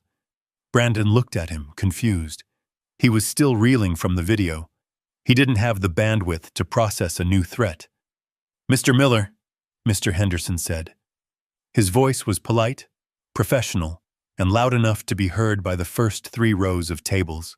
"I apologize for the interruption, but we have a situation that requires your immediate attention." Brandon blinked, wiping sweat from his forehead. "Not now, Henderson," he snapped, his voice trembling. "Can't you see we are in the middle of something? Just put it on the tab. I will sign it later." Mr. Henderson didn't move. He didn't retreat. He held up the small black machine. The screen was glowing with a harsh red light. "I'm afraid that is the problem, sir," Henderson said. "We attempted to run the final balance for the evening, as per our contract, which requires full settlement before the cutting of the cake. The transaction was declined." Brandon laughed. It was a nervous, high-pitched sound. "Declined? That is impossible. It is a platinum card. It has no limit. Run it again." "We ran it 3 times, sir," Henderson said, his voice dropping an octave, becoming even more serious. "The bank has flagged the card as invalid. The account associated with it has been frozen by the primary account holder." Brandon froze. The color drained from his face so completely, he looked like a wax figure. He turned his head slowly, painfully, to look at me. I was standing 10 feet away, my arms crossed over my chest. I met his gaze. I didn't smile. I didn't frown. I just looked at him with the blank expression of a bank vault door. "Dad?" Brandon whispered. I didn't answer. "Dad!" he shouted, panic rising in his throat. "What did you do? The card isn't working. Tell him to run it again. Tell him it is a mistake." I uncrossed my arms. I took 1 step forward. "It is not a mistake, Brandon," I said. My voice was calm, conversational. It was the voice of a man explaining to a client why their project was being shut down for non-payment. "I canceled the supplementary card 10 minutes ago. I also removed your name from the joint checking account. And the investment portfolio? That has been locked for audit." Brandon looked like he had been punched in the gut. He staggered back a step. You cut me off? Here? Now?" I nodded. "You wanted to be a big man, Brandon. You wanted to run the show. You wanted to treat your mother like an inconvenience and your father like an ATM. Well, congratulations. You are a big man now, and big men pay their own bills." Brandon turned back to Mr. Henderson. He was hyperventilating. How much is it?" he asked. Mr. Henderson looked at the long receipt in his hand. He adjusted his glasses. "Well, sir, for the remaining balance of the banquet, the open bar which has been running significantly over budget, the overtime for the staff, And the security surcharge. That comes to $42,000. Brandon let out a breath. 42,000. It was a lot. But maybe he could scrape it together. Maybe he could beg. However, Henderson continued, looking up from the paper, there are additional charges incurred in the last hour. Additional charges? Brandon squeaked. Yes, sir. The antique French velvet chair that your wife is currently attached to. That is a piece of property valued at $4,000. Since it has been permanently altered with industrial adhesive, you have purchased it. He paused, letting that sink in. And then there is the cleaning fee for the carpet where the centerpiece was thrown. And the damage to the table linens. And of course, the cancellation fee for the honeymoon suite, which was booked under a non-refundable rate, but cancelled by the primary cardholder this evening. Henderson looked at the bottom of the receipt. The total outstanding balance due immediately is $81,450. $81,000. The number hung in the air. It was heavy. It was crushing. It was more money than Brandon had ever earned in a year of pretending to work at my company. Brandon looked at me. His eyes were wide, wet, and pleading. The arrogance was gone. The cruelty was gone. All that was left was a terrified child who realized he had broken something he couldn't fix. Dad, please, he begged. I don't have $80,000. You know I don't. I have maybe $2,000 in my personal account. Please, just pay it. We can talk about this later. I will pay you back. I swear. I shook my head. No, Brandon. You won't pay me back. Because you never have. You have lived your entire life on a tab that I was paying. You drove cars I bought. You lived in apartments I rented. You wore suits I tailored. And you thought that gave you the right to look down on the people who made that life possible. I pointed to his mother, who was sitting quietly, watching the son she adored crumble under the weight of his own choices. You tried to break her, Brandon. You tried to break the woman who carried you, who nursed you, who sat by your bed when you were sick. You thought it would be funny to watch her suffer. Well, I don't think this is funny, but I do think it is fair. Brandon turned to Brittany. He was desperate for an ally. Babe, do you have any cards? Do you have anything we can use? Brittany was still standing there, clutching the front of her ruined dress, the chair still stuck to her backside like a wooden tumor. She looked at Brandon with pure hatred. Me, she shrieked. You told me you were rich. You told me your family was loaded.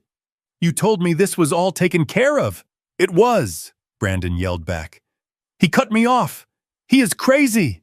He is not crazy, Brittany screamed, realizing her golden ticket had just turned into a foreclosure notice. He is done with you. And if he is done with you, who is going to pay for my dress? Who is going to pay for this chair stuck to my ass? She turned to me. George, please, she said, her voice shifting instantly from rage to a manipulative whine. You can't leave us like this. This is illegal. You have to pay. It is your wedding. I laughed. It was a dry, dusty sound. My wedding? I asked. No, darling. This is your show. I was just the producer, and the producer just pulled the funding. Mr. Henderson cleared his throat. He stepped closer to Brandon. Sir, if you cannot provide a valid form of payment, I will have to involve the authorities. Theft of services is a felony in this state, especially at this amount. We have police officers in the lobby already, as per the previous incident. Brandon's knees gave way. He slumped against the table. He looked at the floor, defeated. I can't pay, he whispered. I can't pay. I walked over to him. I leaned in close so only he and Brittany could hear the full weight of my verdict. Well, son, I said, you have two options. He looked up, a glimmer of hope in his eyes. Option one, I said. You go out to that lobby, you let them put handcuffs on you, and you spend your wedding night in a holding cell explaining to a judge why you thought you could eat a 5-course meal you couldn't afford. I paused. Option two. You go into that kitchen. You take off that tuxedo jacket with the glue in the pocket. You roll up your sleeves. And you start washing dishes. Brandon stared at me. Wash dishes? That is right, I said. At the rate they pay dishwashers, if you work double shifts, you might pay off this debt in about 3 years. I turned to Brittany. And you, my dear, you can help him. Or if you prefer, you can try to sell that dress. I hear there is a niche market for wedding gowns with antique furniture attached to them. But I would hurry. The interest on $80,000 adds up fast. I stood up straight. I felt lighter than I had in years. The burden of supporting them, of making excuses for them, of hoping they would change, was gone. I turned to Patricia. Come on, Patricia, I said. Let's go get a slice of pizza. I suddenly have a craving for something cheap and honest. As we walked out of the ballroom, leaving the chaos behind us, I heard Mr. Henderson speaking into his radio. Security, please escort Mr. Miller to the back office to discuss a payment plan, and bring the dish soap. We are going to be here a while. The sound of the ballroom doors closing behind us was the sweetest sound I had ever heard. It was the sound of a check bouncing, and for the first time in my life, I wasn't the one who had to cover it. The financial ruin was just the appetizer. Brandon was leaning against the table, looking like a man who had just gone 12 rounds with a heavyweight champion. But I wasn't done. I had one more heavy hitter in my corner, and he had been waiting patiently by the dessert station for the last 3 hours. I turned my head slightly to the left. Leonard West was already moving. Leonard has been my attorney for 25 years. He is a man who wears 3-piece suits in July and smiles only when he smells blood in the water. He didn't walk. He glided. He moved through the stunned silence of the ballroom with a thick leather briefcase in his hand and a look of absolute, terrifying neutrality on his face. He stopped in front of Brittany. She was still clutching the front of her shredded dress, trying to maintain some semblance of modesty, while the wooden chair hung from her backside like a chaotic tail. She glared at Leonard, her eyes red and puffy from crying. "Who are you?" she spat. "Are you another one of George's goons? Get away from me!" Leonard didn't flinch. He adjusted his wire-rimmed glasses and looked at the chair attached to her. He pulled a crisp, white envelope from his inner jacket pocket. "Mrs. Miller," he said, his voice smooth as polished granite. "I am Leonard West, legal counsel for George and Patricia Miller, and you are officially served." He extended the envelope. Brittany didn't take it. Her hands were occupied holding her dress together. So, Leonard did what the law allows. He touched the envelope gently to her shoulder, let it drop, and watched it land on the floor next to her feet. "What is this?" Brandon asked, stepping forward. His voice was weak, stripped of all its earlier bluster. "That," Leonard said, turning to face my son, "is a formal complaint filed with the Circuit Court of Cook County. It outlines 2 primary charges against you and your wife." Leonard bent down, picked up the envelope, and opened it himself. He pulled out the documents, the paper crinkling loudly in the quiet room. "Count 1, Leonard read, scanning the page. "Malicious destruction of property. Specifically, an authentic French distinct chair, circa 1920, property of the Drake Hotel, valued at $4,500. Brittany shrieked. "It is just a chair! A stupid old chair!" "It is an antique," Leonard corrected her calmly, "and by applying industrial-grade epoxy to the velvet upholstery, You have rendered it worthless.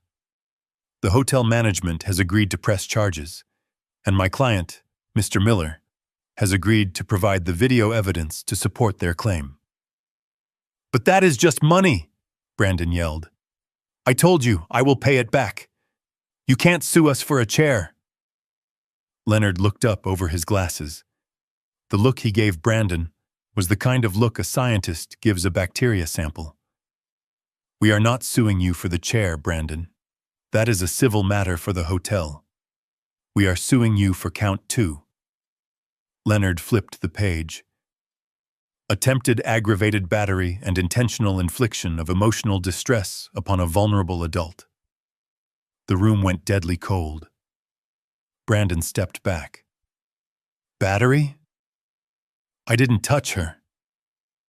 You didn't have to, Leonard said. The law is very clear. You and your wife conspired to create a physical trap for Patricia Miller. You were fully aware of her medical condition. You were present when the doctor explained the fragility of her hip replacement. By placing an industrial adhesive on her seat, you created a condition that, had she sat down and attempted to rise, would have resulted in catastrophic physical injury. Leonard paused, letting the weight of the words sink in. The video footage clearly captures your wife stating that she hoped Patricia would break her other hip. That establishes malice. That establishes intent. This wasn't a prank, Brandon. In the eyes of the law, this was a premeditated attempt to cause bodily harm to a disabled person. Brittany started to shake. Real shaking this time. Not the fake trembling she used to get attention. I didn't mean it, she stammered. It was a joke. I just wanted her to be stuck. I didn't want her to die. Leonard ignored her. He turned to me. Mr. Miller, the restraining orders have been filed electronically. As of this moment, neither Brandon nor Brittany is permitted within 500 feet of you, Patricia, or any of your properties. Any of our properties? Brandon asked, his voice barely a whisper. That brings me to the final item, I said, stepping past Leonard to stand directly in front of my son. I reached into my pocket, but instead of a checkbook or a credit card, I pulled out a single heavy brass key. It was the master key to the penthouse on the Gold Coast, the apartment with the marble floors he wanted to rip out, the apartment with the view of the lake, the apartment that was supposed to be their wedding gift. I held it up. The light from the chandeliers caught the metal, making it gleam. Brandon's eyes locked onto it. It was the symbol of the life he thought he was owed. You asked for the money to renovate the penthouse, I said. You said it was dusty. You said it was an old man's club. Brandon reached out a hand, almost instinctively. Dad, please. We have nowhere to go. Our lease on the old place ended yesterday. We moved everything into the penthouse this morning. All our clothes, all our furniture. I closed my fingers around the key. I made a fist. Your lease ended, I agreed, and your occupancy of the penthouse ended 20 minutes ago. Brandon looked confused. What? But our stuff is there. No, I said. Your stuff is currently sitting on the curb of State Street. I hired a moving crew an hour ago. They are very efficient. It might rain tonight, so I suggest you get over there quickly. Brittany gasped. You threw us out? On our wedding night? I didn't throw you out, I said coldly. I simply secured my property. You see, since the deed was never transferred, that apartment still belongs to me. And I don't rent to people who try to cripple my wife. Brandon fell to his knees. It wasn't theatrical this time. His legs just gave out. He looked up at me, tears streaming down his face, ruining his expensive spray tan. Dad, stop, please. I am your son. You can't leave us homeless. You can't ruin my life over a mistake. I am your blood. I looked down at him. I looked at the boy I had carried on my shoulders. I looked at the man who had laughed while his wife poured glue on a chair. "Blood?" I asked. I knelt down so I was eye level with him. The room was so quiet you could hear the hum of the air conditioning. "Let me tell you something about blood, Brandon. Blood makes you related. It doesn't make you family. Loyalty makes you family. Respect makes you family." I stood up slowly, dusting off my pants. I have spent 40 years building a fortune. I worked double shifts. I missed birthdays. I broke my back so you wouldn't have to break yours. And I did it all thinking that one day I would hand it to you. I thought I was building a dynasty. I looked at Leonard. "Leonard, do you have the draft of the new will?" Leonard nodded. He pulled a thick document from his briefcase. "Right here, George." I took the document. I held it in front of Brandon's face. "This was the old will," I said. "It left everything to you. The company, the properties, the accounts, roughly $15 million. I ripped the document in half.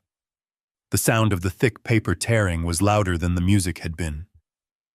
Brandon flinched.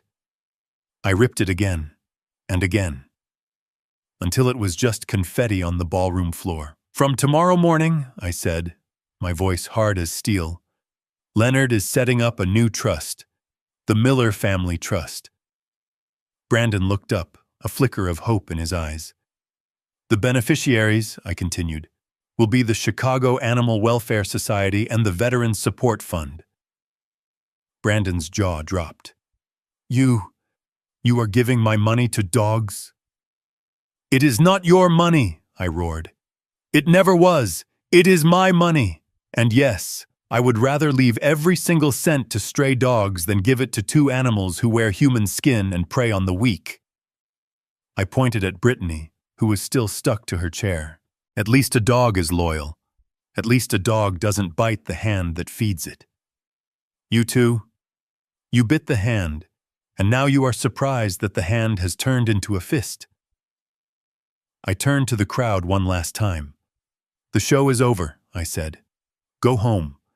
And if anyone sees my son on the street tonight, don't give him $1. Give him a job application. He is going to need it." I signaled to Patricia. She was waiting by the door, leaning on her cane, looking sad but strong. She knew this had to be done. She knew that sometimes you have to amputate a limb to save the body. I walked over to her. I took her arm. "Ready to go, Mrs. Miller?" I asked. She looked at me and smiled. "Take me home, George." As we walked out, leaving Brandon kneeling in the wreckage of his life and Brittany screaming at her phone, I felt a weight lift off my chest. I had lost a son that night, it is true, but I had saved my dignity. And in the end, that is the only currency that really matters. I stopped at the heavy double doors of the ballroom. I didn't turn around because I missed them. I turned around because I wanted to witness the final law of physics in action. When you remove the structural support from a building made of rot, it doesn't just settle, it collapses. And that is exactly what happened to the great romance of Brandon and Brittany. For months, they had performed this act of being the perfect power couple. They posted photos of their matching watches. They talked about their brand. They called themselves a dynasty. But the moment I closed my checkbook, the moment the illusion of $15 million evaporated, the love in the room vanished so fast it created a vacuum. It started with a whisper, but in the cavernous silence of the empty hall, it sounded like a scream. "You idiot!" Brittany hissed. She was still standing there, the wooden chair hanging from her backside like an anchor dragging her down to hell. "You told me he was a pushover. You told me he would sign anything." Brandon, who was still on his knees, looked up. The desperation in his face had curdled into something uglier. It was pure, unadulterated blame. He scrambled to his feet, wiping the tears and snot from his face with the sleeve of his expensive tuxedo. "Me?" he shouted, his voice cracking. This was your idea. I wanted to just ask for the money. But no, you had to be cruel. You had to humiliate her. You said it would be funny. He took a step toward her, his hands balled into fists at his sides. You cost me everything, Brandon screamed.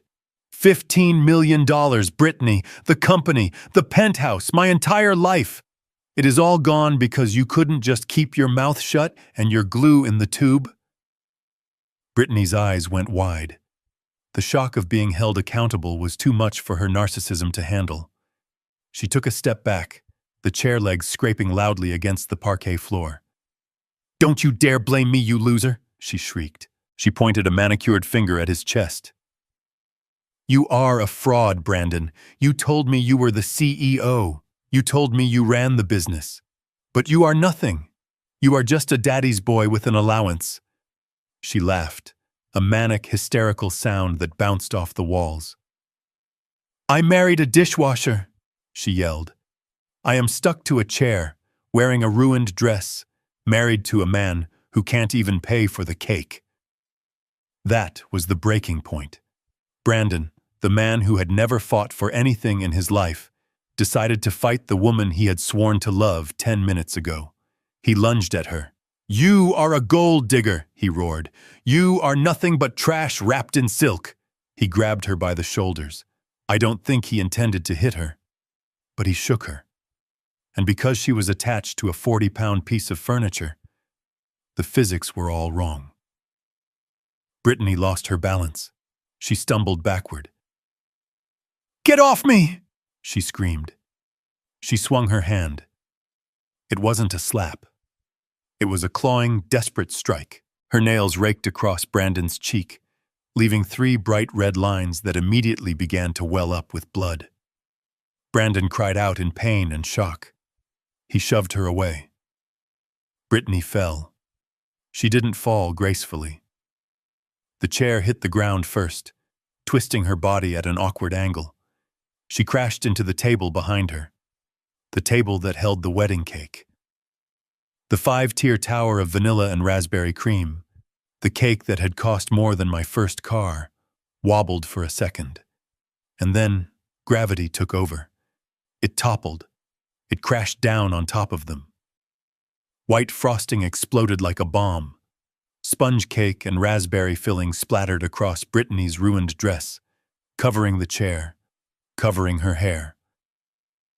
Brandon slipped in the mess, falling hard onto his back right next to her. For a moment, they just lay there. 2 people who thought they were royalty, now rolling around in a mixture of sugar, cream, and their own hatred. They were wrestling, slipping, screaming insults at each other that would make a sailor blush. Brandon was trying to push the cake off his tuxedo. Brittany was trying to kick him, her legs tangling in the layers of her dress and the legs of the chair. It was grotesque. It was pathetic.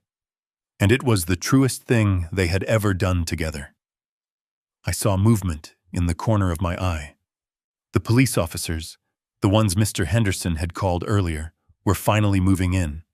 They walked onto the dance floor with the weary resignation of men who have seen too many domestic disputes on Saturday nights. They didn't run. They didn't draw their weapons. They just walked over to the pile of cake and broken dreams. All right, break it up, one of the officers shouted. He reached down and grabbed Brandon by the collar, hauling him up. Brandon was covered in frosting, his face bleeding, his eyes wild. She assaulted me, Brandon yelled, pointing at his wife. Look at my face! Arrest her! Arrest! The other officer looked at Brittany. She was trying to stand up, but the chair made it impossible to get traction on the slippery floor. She looked like a beetle stuck on its back. Help me! She screamed at the cop. He attacked me! He is crazy! The officer sighed. He reached down and helped her up. He looked at the chair attached to her rear end. He looked at the glue. He shook his head. Ma'am, you are going to have to come with us, the officer said. I can't, she wailed. I am stuck to the furniture. We have a saw in the van, the officer said dryly. We will deal with that at the station. Turn around. He pulled her hands behind her back. He had to maneuver around the chair to get the handcuffs on. It was an awkward, humiliating dance. Brandon was already cuffed. He was sobbing now. The anger had drained away, leaving only the terrified realization of what was happening. "Dad!" he screamed, looking toward the door. "Dad, don't let them take me!" I stood there for one last second. I looked at the son I had raised, covered in cake, handcuffed, being read his rights for disorderly conduct and public intoxication. I looked at the daughter-in-law I had tried to welcome, now a prisoner of her own malice. I felt Patricia squeeze my arm. "Let's go, George," she whispered. I turned my back on the stage. I pushed open the double doors. The cool night air of Chicago hit my face. It smelled of rain and exhaust, but to me, it smelled like freedom. I didn't look back as the flashing blue lights of the police cruisers painted the walls of the ballroom. I didn't look back as they dragged my legacy out in handcuffs. I just walked Patricia to the car, opened the door for her, and for the first time in a long time, I knew exactly who my family was. The walk from the ballroom to the valet stand felt like walking out of a funeral and into a birth. Behind us, the noise of the hotel lobby was a chaotic mix of police radios, shocked whispers, and the frantic clicking of high heels on marble as guests rushed to get their cars and escape the scandal. But I didn't care about any of that. My world had narrowed down to the woman walking beside me. Patricia moved differently now. She was still leaning on her cane, yes, but the heaviness was gone. The hunch in her shoulders, the one that came from years of trying to make herself smaller so Brittany wouldn't feel threatened, had vanished. She walked with the rhythm of a survivor. We stepped out into the cool Chicago night. The air smelled of rain and exhaust, but after the stifling, perfume-choked air of the reception, it was the freshest thing I had ever smelled. The valet, a young kid who had no idea that the world inside had just burned down, jogged up with our car. It was my old Lincoln town car. Brittany had begged me to sell it. She said it was an old man's car. She wanted us to arrive in a rented Bentley for the photos. I refused. And looking at that solid, heavy steel beast now, I knew I had made the right choice. It was like me. It wasn't flashy. It wasn't trendy. But it was built to survive a crash. I helped Patricia into the passenger seat. I tucked her dress in so it wouldn't get caught in the door. I walked around, got behind the wheel, and shut the door. The sound of the latch clicking shut was final. It sealed us inside a bubble of silence. I didn't start the engine immediately. I just sat there, gripping the leather steering wheel, waiting. I was waiting for the tears. I was waiting for Patricia to break down, to mourn the son we had just left in handcuffs. I was ready to comfort her. I was ready to be strong. But the tears didn't come. Instead, I heard the soft snap of a purse clasp opening. I looked over. Patricia was reaching into her small beaded handbag. Her hand was steady. She pulled out a long black velvet box. I knew that box. It contained a pair of diamond drop earrings. They were vintage. They were flawless. They were the gift Patricia had planned to give Brittany during the speeches. She had saved for 2 years to buy them. She wanted Brittany to have something blue and something old. Patricia held the box in her lap. She didn't open it. She just ran her thumb over the velvet. She looked at it with a strange expression. It wasn't sadness. It was the look of someone clearing out a closet, deciding what to keep and what to throw away. "George," she said softly.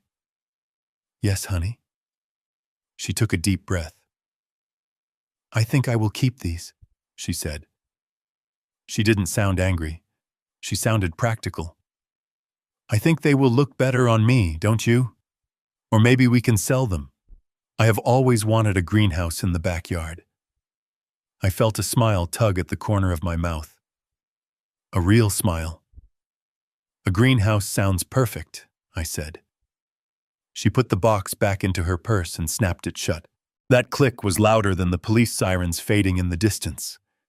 It was the sound of a door closing on 30 years of ungratefulness. It was the sound of my wife taking her power back. She turned to look at me. Her eyes were dry and clear, reflecting the streetlights. "You were right, George," she said. Her voice was strong. "You were right about everything.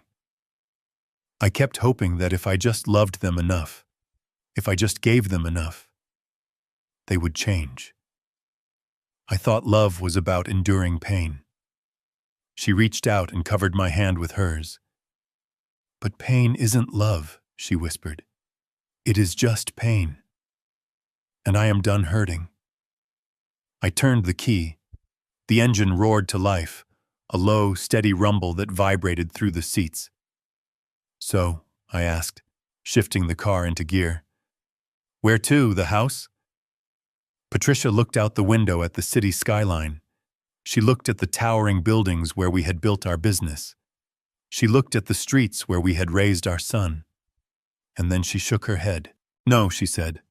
"Not the house. It is too quiet there." She looked back at me, and for the first time in years, I saw the sparkle in her eyes that had made me fall in love with her 4 decades ago. "Do you remember that trip we talked about?" she asked. "The one we canceled because Brandon needed money for his startup?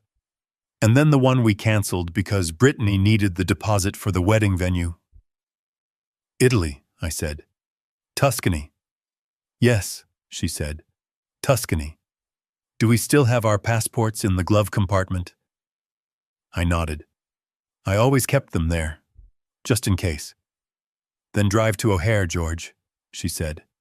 "Let's go to Italy. Tonight.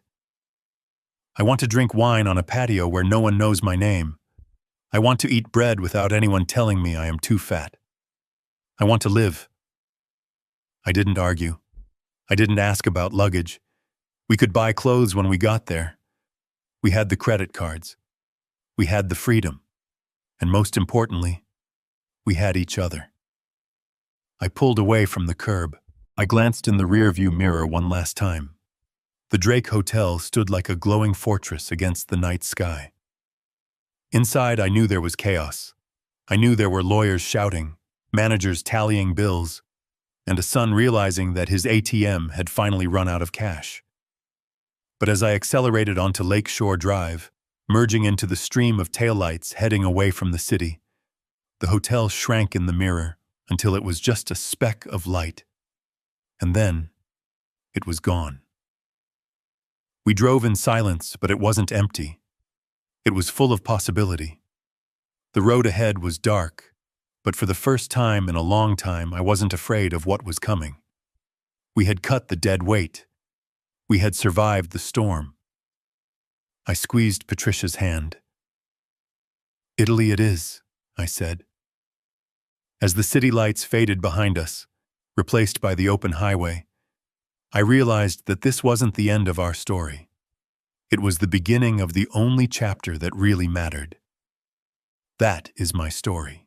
It wasn't the wedding night we planned, but it was the one we needed. I learned that you cannot buy loyalty, and you cannot teach respect to those who refuse to learn. But you can save yourself. And sometimes, the best way to win a war is to simply leave the battlefield and never look back. What would you have done if you were in my shoes? Would you have paid the bill to save face, or would you have let them wash dishes? Let me know in the comments below. And if you enjoyed this story of justice served cold and sticky, please hit that like button and subscribe to the channel. It really helps us share more stories like this one. Until next time, remember, respect is earned, not inherited. Safe travels, everyone. We often cling to toxic relationships simply because they share our last name. We mistake endurance for love, believing that if we just tolerate the disrespect long enough, they will eventually change. But tonight taught me that you cannot teach gratitude to those who feel entitled to your existence. A child may have your eyes, but that doesn't mean they have your heart. Real family protects you. They don't set traps for you. Walking away wasn't an act of abandonment. It was an act of self-preservation. Remember, your dignity is the one asset you must never liquidate for anyone. If you believe that parents owe their children love, but children owe their parents respect, hit that like button and subscribe to see who gets justice next.